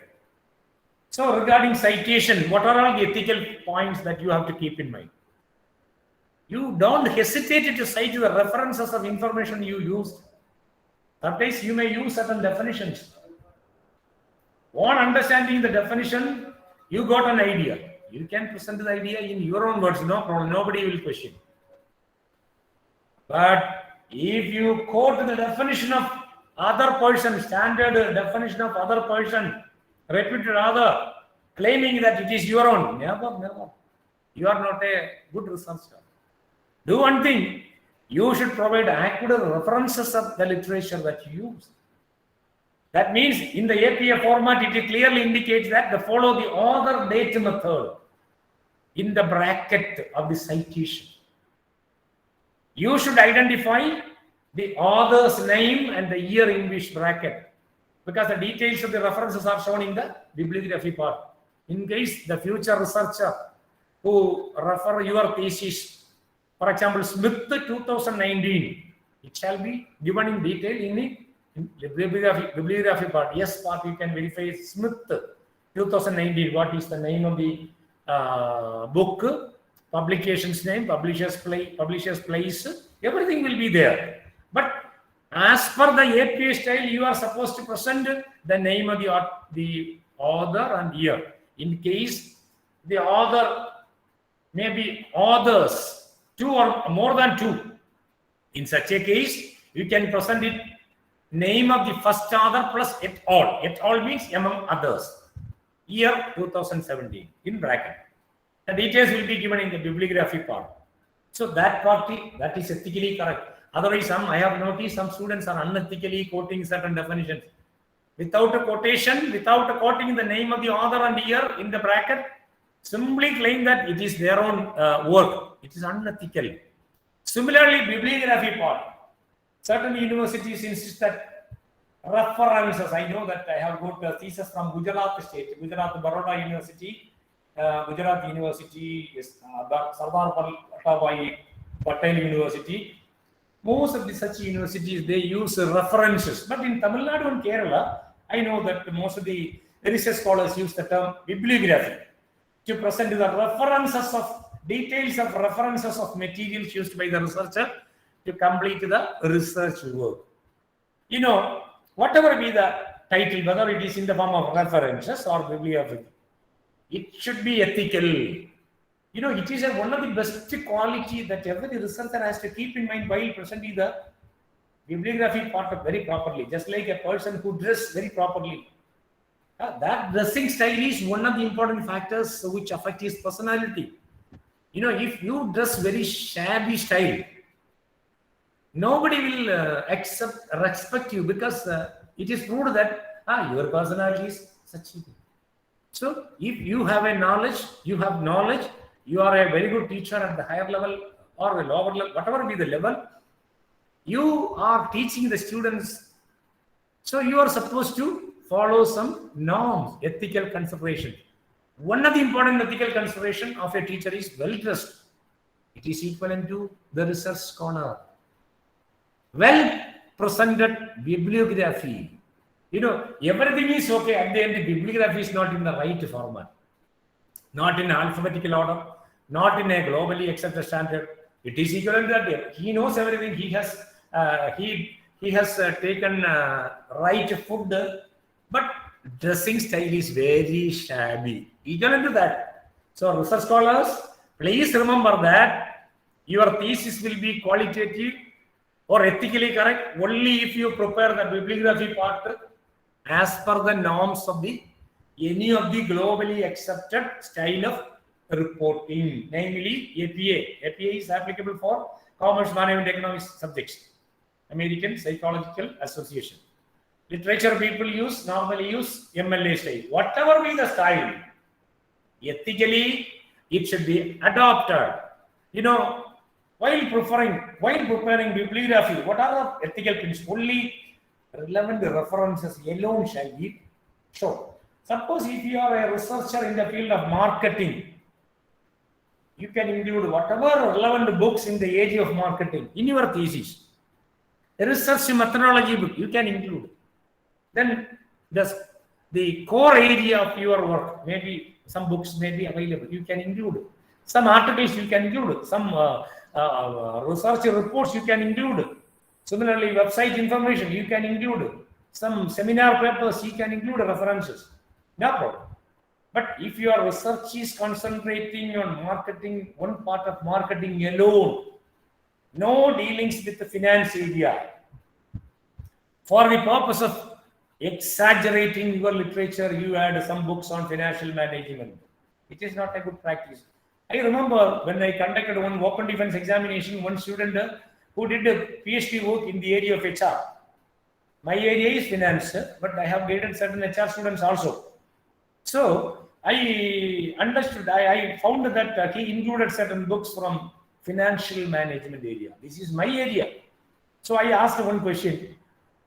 Student, your area is on HR. You studied this aspect, employee training practices. So your area is confined to which area? HR. Okay. No doubt, sir. Then why did you include more textbooks on financial management instead of HR? Sorry, sir, I didn't get more books on HR. No, that is the wrong answer. Many books are available in the market, in the library. You are supposed to refer, you are supposed to incorporate. That indicates you have no theoretical background is incorporated in your thesis.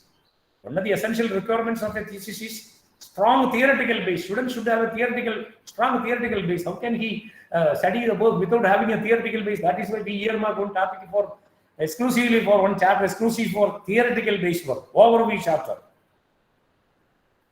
No, this is unethical.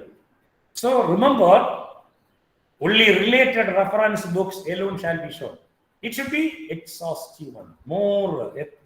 Then be selective based on credibility. Credible books should be added, should be referred. For example, if your study area is on financial management, I know that the text, there are many standard textbooks on financial management, globally accepted, nationally accepted textbooks, Khan and Chain, financial management element, market principles of management by Kuhns and O'Connor. These are all credible books. Every student, research scholar is supposed to read, go through these books. It should be mentioned in the under the title bibliography. Then another point is, we are supposed to follow consistently from the beginning till the end any one of the style manual, either APA style manual or Chicago style manual or MLA style manual. It should be consistently followed. I have already mentioned to you that in our commerce and management, we follow globally accepted style is APA style. If your thesis go outside India, they insist APA style is the only style adopted for writing the thesis. So APA style clearly mentions how do you prepare the title of the thesis. How do you prepare the title of each chapter, subtitle, then spacing. Everything is mentioned in the APA style. I am going to explain only bibliography part. In the APA style, there is a format. Let us see the example of books. How do you prepare the bibliography? In the case of books, first part, how do you prepare bibliography in the case of books? First one is last name, surname. Last name means surname. For example, Ramakrishna Sharma. Sharma is the surname of a person. North Indian people use Sharma. Sharma, Chakravarti, Banerjee, like these are all only surnames. Mamta, Banerjee. Banerjee is the surname. So when we present in the form of bibliography, Banerjee, Mamda. Sharma, Ramakrishna. Okay, initial after. Otherwise, Rakesh P, name of new name, Rakesh P. Rakesh P, not P Rakesh in bibliography. Similarly, year bracket, within bracket year, 2021. Then title of the book, edition if any, then city. City means the place where book is published, or country. Then publisher's name. Then after city, colon. So these are all the norms that you have to keep it. For example, Porter, name of the author is Porter. ME is his initials. Year in which the book is published is 1988. Bracket, within bracket. Title of the book is Competitive Strategy, Techniques for Analyzing Industries and Competitors. Edition, 3rd edition. Then New York, dot. Place, New York, Free Press. Similarly, Indian book. It should be in alphabetical order. A, B, C, D. That A comes first, B comes second, C. Likewise, it should be in alphabetical order so that everyone can identify a particular book according to alphabetical order. Okay, this shall be the format for books. Let us see the format for articles. In the case of article, last name first, initial second. Okay, if it is prepared by more than 2 authors, you can add it. Then year within bracket, then article title, journal name, volume, issue number bracket, page number or numbers, HTTPS / digital object identifier number, etc. Okay. For example, Andrew and Stewart, PD, 2000 is the year of publication. The title of the paper is The Evolving European Model for Professional Sports Finance. It is published in Journal of Sports Economics. Volume number 1, issue 3, bracket, page number 257 to 276. Then digital object identifiers number is given later. So this shall be observed strictly. Then only we will be highly ethical while following the bibliography part. So everywhere we should follow this part. So this is about the method of, ethical principles while doing research from the beginning, selection of topic, from the selection of topic till the report writing thereafter. In addition to that, a researcher is supposed to follow some ethical practices generally also that I have identified, especially while publishing the research papers. I have already mentioned to you that the research includes 2 important components. First component is preparing the research report. It involves a lot of stages: selection of topic, then literature review, research identification, problem identification, objectives, hypothesis, methodology, data collection work, analysis work, preparation of research report. Then you are supposed to publish certain papers based on the research work. It is known as research publications. Right now it is a period of publications. UGC has approved certain journals. UGC care list, everybody knows. Similarly, Scopus journals, that another part of discussion. Anyway, whatever the publication a candidate perform, he has to observe certain ethical consideration, ethical practices. Let us move on to that area. First one is be careful about the plagiarism. Everybody that knows plagiarism, the word means similarity. Right now, different type of packages are using the different universities to verify the similarity of the thesis, to ensure that the work is original. No part of the work is copied from other work performed by other researchers. Right now it is a period of internet age. You have more opportunities to copy the work of others, even without referring any material originally, even without going there. By opening your computer, you can go through the material, you can adopt the cut and paste method. So what happened before 10-15 years back, UGC has given the instruction to ensure the plagiarism test. Before 15 years, this was existed in foreign countries. I know that in one university, I have one research guidance in one university in Malaysia.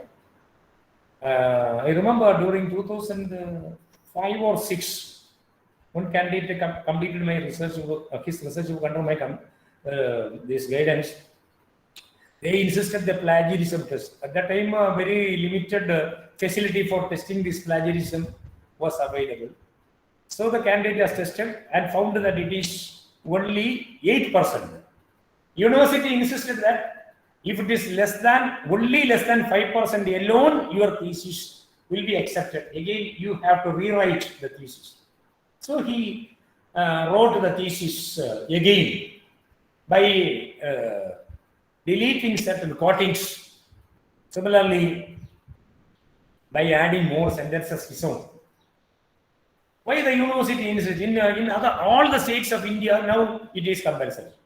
I remember in our state, in Kerala state, University of Calicut is the pioneer in this respect. 2010, our university introduced. But in University of Kerala, the mother university in the state of Kerala, where I did my PhD, the University of Kerala introduced only in 2014. After 4 years of the introduction of the same scheme by the University of Calicut. University of Kerala introduced only in 2014. I still remember. Remember, all the universities in Kerala, Tamil Nadu, Kannada, everywhere you can see plagiarism test is compulsory. Why this situation occurs? Because there are more chances for copying the research work of others from their work. So it is unethical. So remember, you should use only your own sentence. Otherwise, plagiarism software is there. Urkund is the most preferable this plagiarism detection software used by most of the universities. So that plagiarism test will reveal that majority of your part is copied from other research works. So what will happen? Your thesis is not a eligible one for submission. Again, you have to rewrite. Again, subject to test. So what is very important is, in most of the universities insist it should be less than 15%. At the most 20%. 20% why? Because in social science, most of the studies use literature review as a separate chapter. Unlike the science researchers, no literature review will be recorded in the thesis. So no scope for the plagiarism compared to our social science subjects. But in social science, most of the studies contain 300, 400 pages. About 50, 60 pages are the research work of others to identify the research gap, literature review. So what is happening? Chances for more rate of copying. Again, you have to rewrite by following original method. So what you have to do is, you have to use only your own sentences. Don't copy any sentences. If you copy any sentences, you should acknowledge it properly. Then only the rate, you can reduce the rate. Then similarly, while publishing papers, avoid multiple submission. Some students may submit the same paper in more than one place for publication. Publisher may not know about the previous publication. They will publish secondly. It is unethical. Claiming the student that he has published two papers. No. Similarly, redundant publications. Avoid redundant publication means with the same material, he published it in 2 times, 3 times, etc. This is unhealthy practice. This is unethical. Don't publish the same material with a similar work in more than one publishers. Similarly, while including co-authors, you include only those co-authors who involve or contribute directly to the work. Sometimes certain cases, husband and wife may be teachers, college teachers. Sometimes wife may prepare an article. Wife has love and affection to the husband. So what the wife will do? Wife will add the name of her husband along with the authors. It is unethical because husband has no contribution. His subject is different. So you remember, if you include the name of any co-author while publishing the paper, only the involvement, only those people who involve. At the same time, remember, while publishing any research article related to your PhD work, you should always include the name of your guide, because guide has directly guided and helped you to complete your research work. So don't publish any paper related to your research work without adding your guide's name as a co-author. I know that there are some students unethically, after completing the research work, they forget the name of even the research guide, delete the name of number of research guides. It is 100% unethical.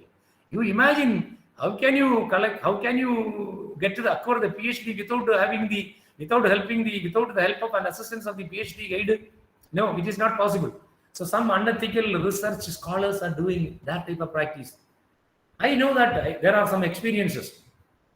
So don't do that. If you publish any paper related to your research work, always include the name of your guide. But co-author's name should be very carefully added. Similarly, paper should contain only real facts. No incorrect statements should be included.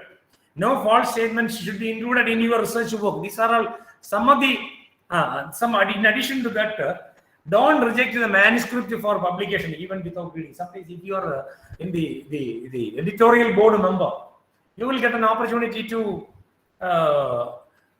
evaluate the manuscript of the paper. Sometimes the writer may be known to you. If you are not interested to include his paper, never reject without going through the paper. If you are even when you are the writer, the author, reader is writer of the paper is not known or even known to you, don't reject any paper without reading. Similarly, don't discuss with your colleagues about the confidential data which is included and which is given to you for the review purpose. If you are reviewing the paper, don't reveal the content. Don't discuss with your colleagues about the quality of paper supplied or given by your person. That is unethical. Report should contain only very facts based on analysis that we have already mentioned. There should not be any wrong statement. Don't use any inappropriate statistical tools. Similarly, if you use any quote any other's work, don't forget to acknowledge. You should properly acknowledge. I have already mentioned his name here and name in the brackets. Let us see one more slide. What are all unethical practices? One more practice slide I have purposefully created for your genuine information. Some unethical practices are there. What are all unethical? Till this time, we have discussed about the ethical practice. Unethical practice, one is plagiarism. Need not explain. Fabrication of data. Sometimes certain people may create data without visiting any site, without going anywhere. Artificially created data, fill up the details of the questionnaire by the researcher himself. You imagine what type of unethical activity a person is engaging. Don't do that. Similarly, falsification. Falsification means manipulation. Sometimes manipulating the data. At the time of analysis, you may feel that this is my intention. I should get this type of conclusion. So I should change the data. So you direct the research data the person who do the analysis work to change the data. 100% unethical.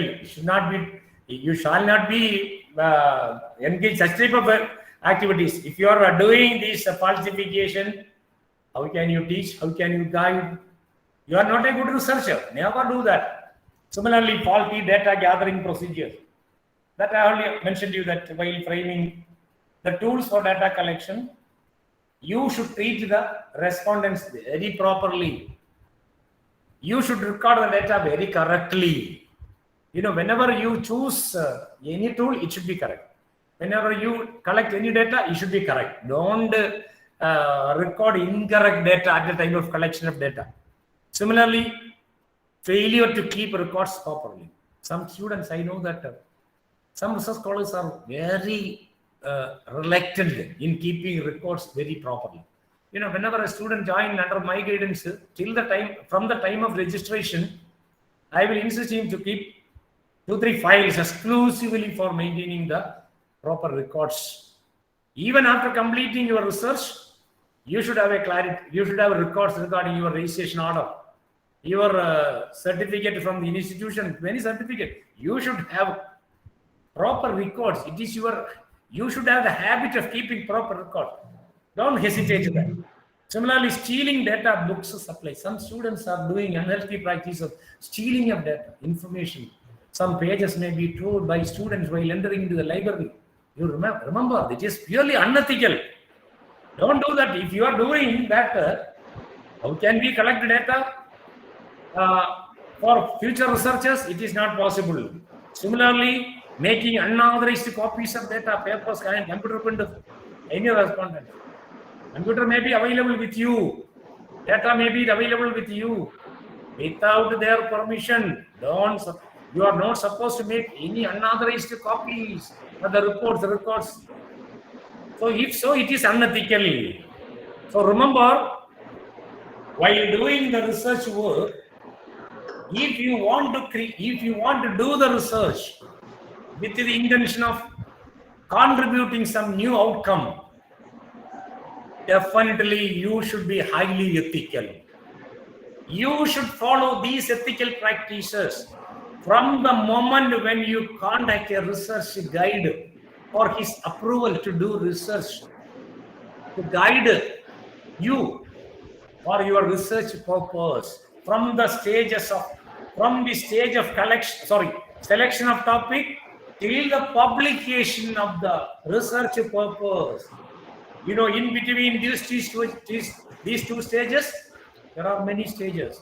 In all these stages, as a research scholar, you are supposed to adhere definitely 100% ethical principles. Then only your result will be 100% ethically correct. Then only you are supposed to contribute creative outcome. You remember, your studies, your outcome is going to verify many people in future. Your research thesis will be available in the library of the university, where more number of people will come again and again in order to do the research. If your thesis is performed incorrectly, unethically, that will be dictated by thousands of people in future. So, for the benefit of the future research community, it is a humble duty of every researcher to adhere, follow research ethics. With these few words, let me conclude.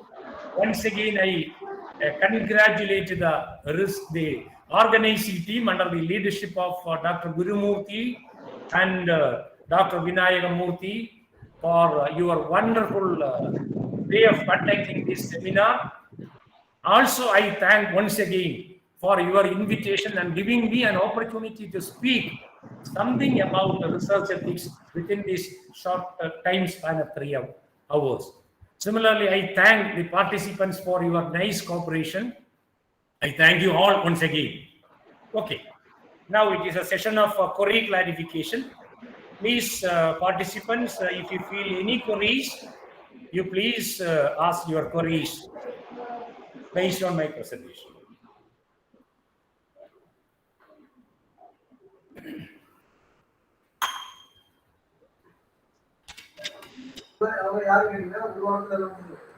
Dear participants, the time for interaction. Your honorable professor, please.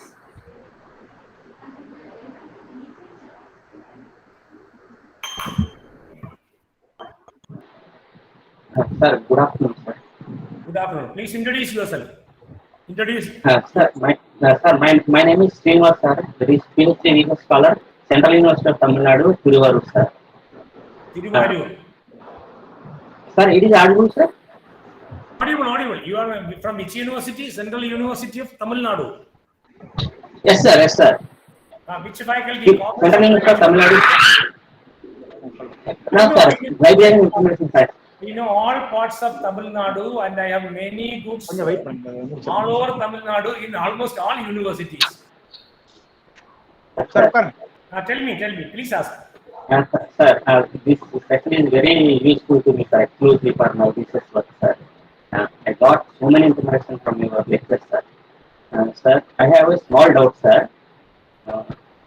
Actually, my topic is use pattern of electronic resources used by the medical professionals in Andhra Pradesh. Please So, repeat your topic. I, Not audible properly, Srinivas. yes, sir. Please repeat once again. My Title, research please. topic is Once again. use pattern of electronic resources by the medical professionals, sir. Sir, is it audible, sir, now? Voice is Hello, not sir? clear. Not clear. Not clear. Not clear. So, sir, sir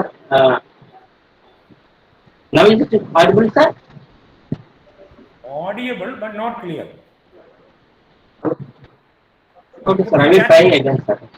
Please put your question in chat box. I can answer.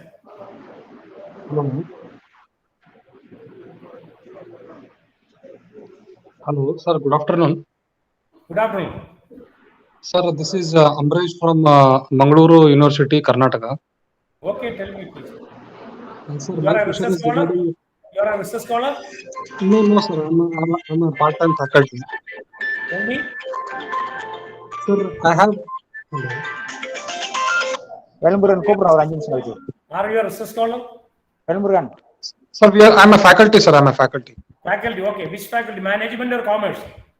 Sir, actually, I am from electronics background, sir. Oh, right. Okay. Tell me, please. Actually, I'm a kind of an odd man out to this particular session, but I'm very happy that you have given me a lot of knowledge regarding research ethics, sir. Okay, please. Thank you for your. Any queries, please?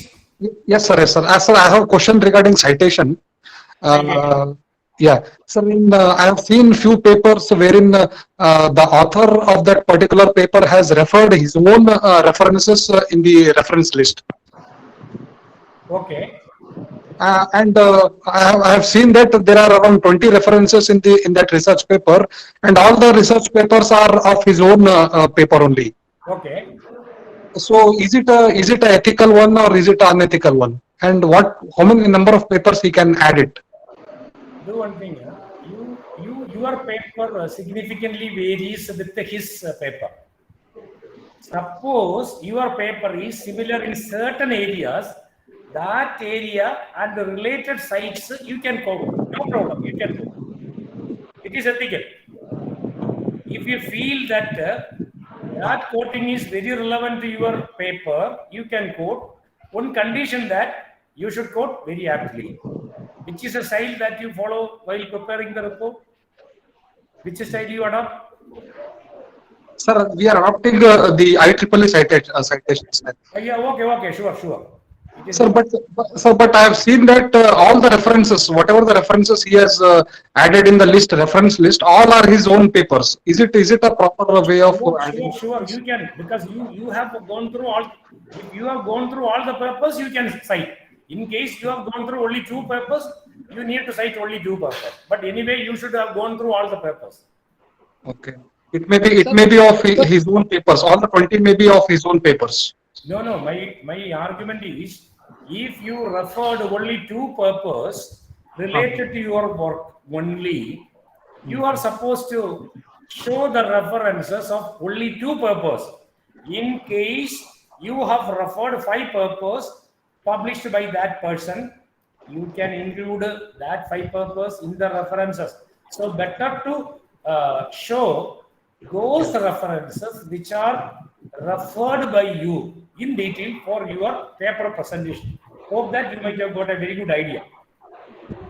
So I got this particular idea. So, but the thing is, for example, if XYZ person is writing a paper,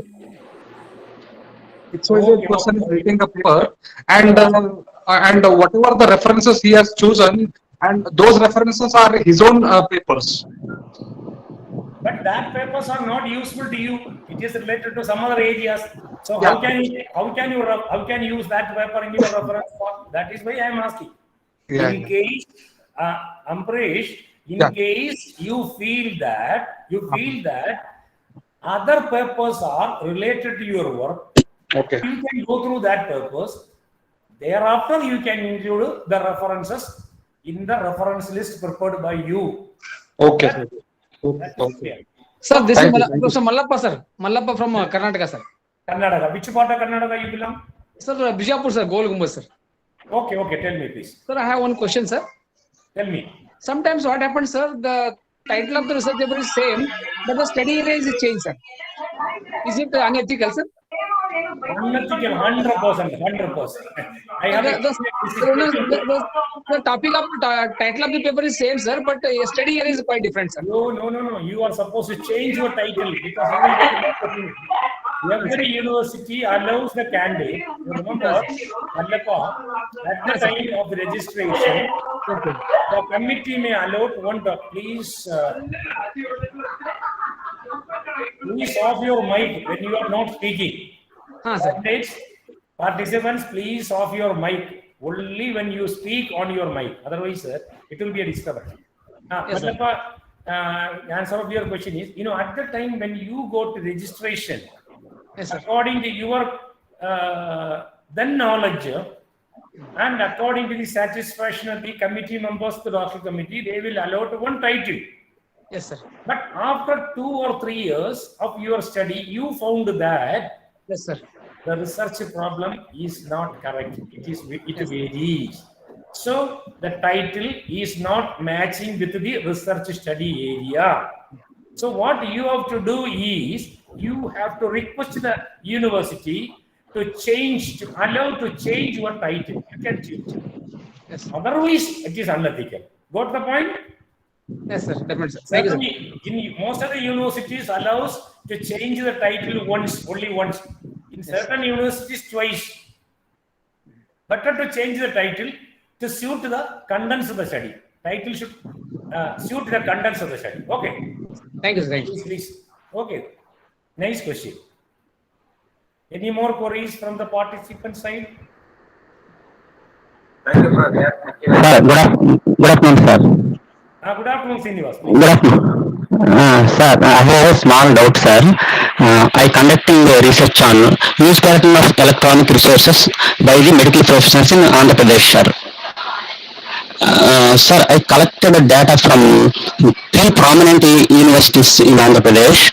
The total population is 2,500, sir. I distributed all questionnaires to the all total population, sir. Sir, I collected 2,000 questionnaires. Sir, what method we applied for the sampling techniques, sir? I didn't get your study. You remember, I didn't get your title because of the voice disturbance. Srinivas, one point I would like to mention is, you are supposed to take a large sample size, at the most 500, 600. But 2000 is not an ideal sample size. Why? Because research methodology clearly indicates that if the sample size is very low, the research results cannot be generalized. But if the sample size is too large, what will happen? The researcher will not be able to collect data from all the respondents. So, do one thing. Out of the three region, I didn't get it because of wide distance. 3 region, you can delimit your area. 1 region, 500 or 600 is more than enough. That would be nice. Oh, sir. Okay, sir. Okay, sir. Thank you for your suggestion, sir. Okay. Thank you very much, sir. Okay. Thank you, Professor. Okay. Thank you, Professor. Thank you, Professor. Thank you, participants. Now may I request Professor Dr. Anonymity, sir, to deliver a vote of thanks. Please, sir. Thank you. Okay. Very good afternoon to all of you. I propose a formal vote of thanks in the wonderful session. First of all, I extend a heartfelt thank to our resource persons, Professor P. Vijaychandran Pillai, for delivering informative, thought-provoking, and eye-opening deliberation for the last 3 hours. Really, this is more helpful to the researcher and all the academicians Once again, I thank you, sir. Okay, thank you, thank you. I thank all the patient listening participants. I thank you, everyone. Thank you, sir. Sir, thank you very much, sir. Thank you very much. Thank you, sir. Thank you, sir. Thank you. Okay, thank you, thank you, thank you. Thank you, Professor. Thank you. Thank We will meet again. Okay. Okay, sir. Okay, sir. Thank you very much. Okay. Can I Thank sign you up? very much, sir. Thank you very much, sir. Okay, okay. Can Really I sign amazing. up? Really amazing, sir. Really amazing. Okay, okay. Thank you, sir. Thank you very much. Okay, Vinayak Murthy. Thank you.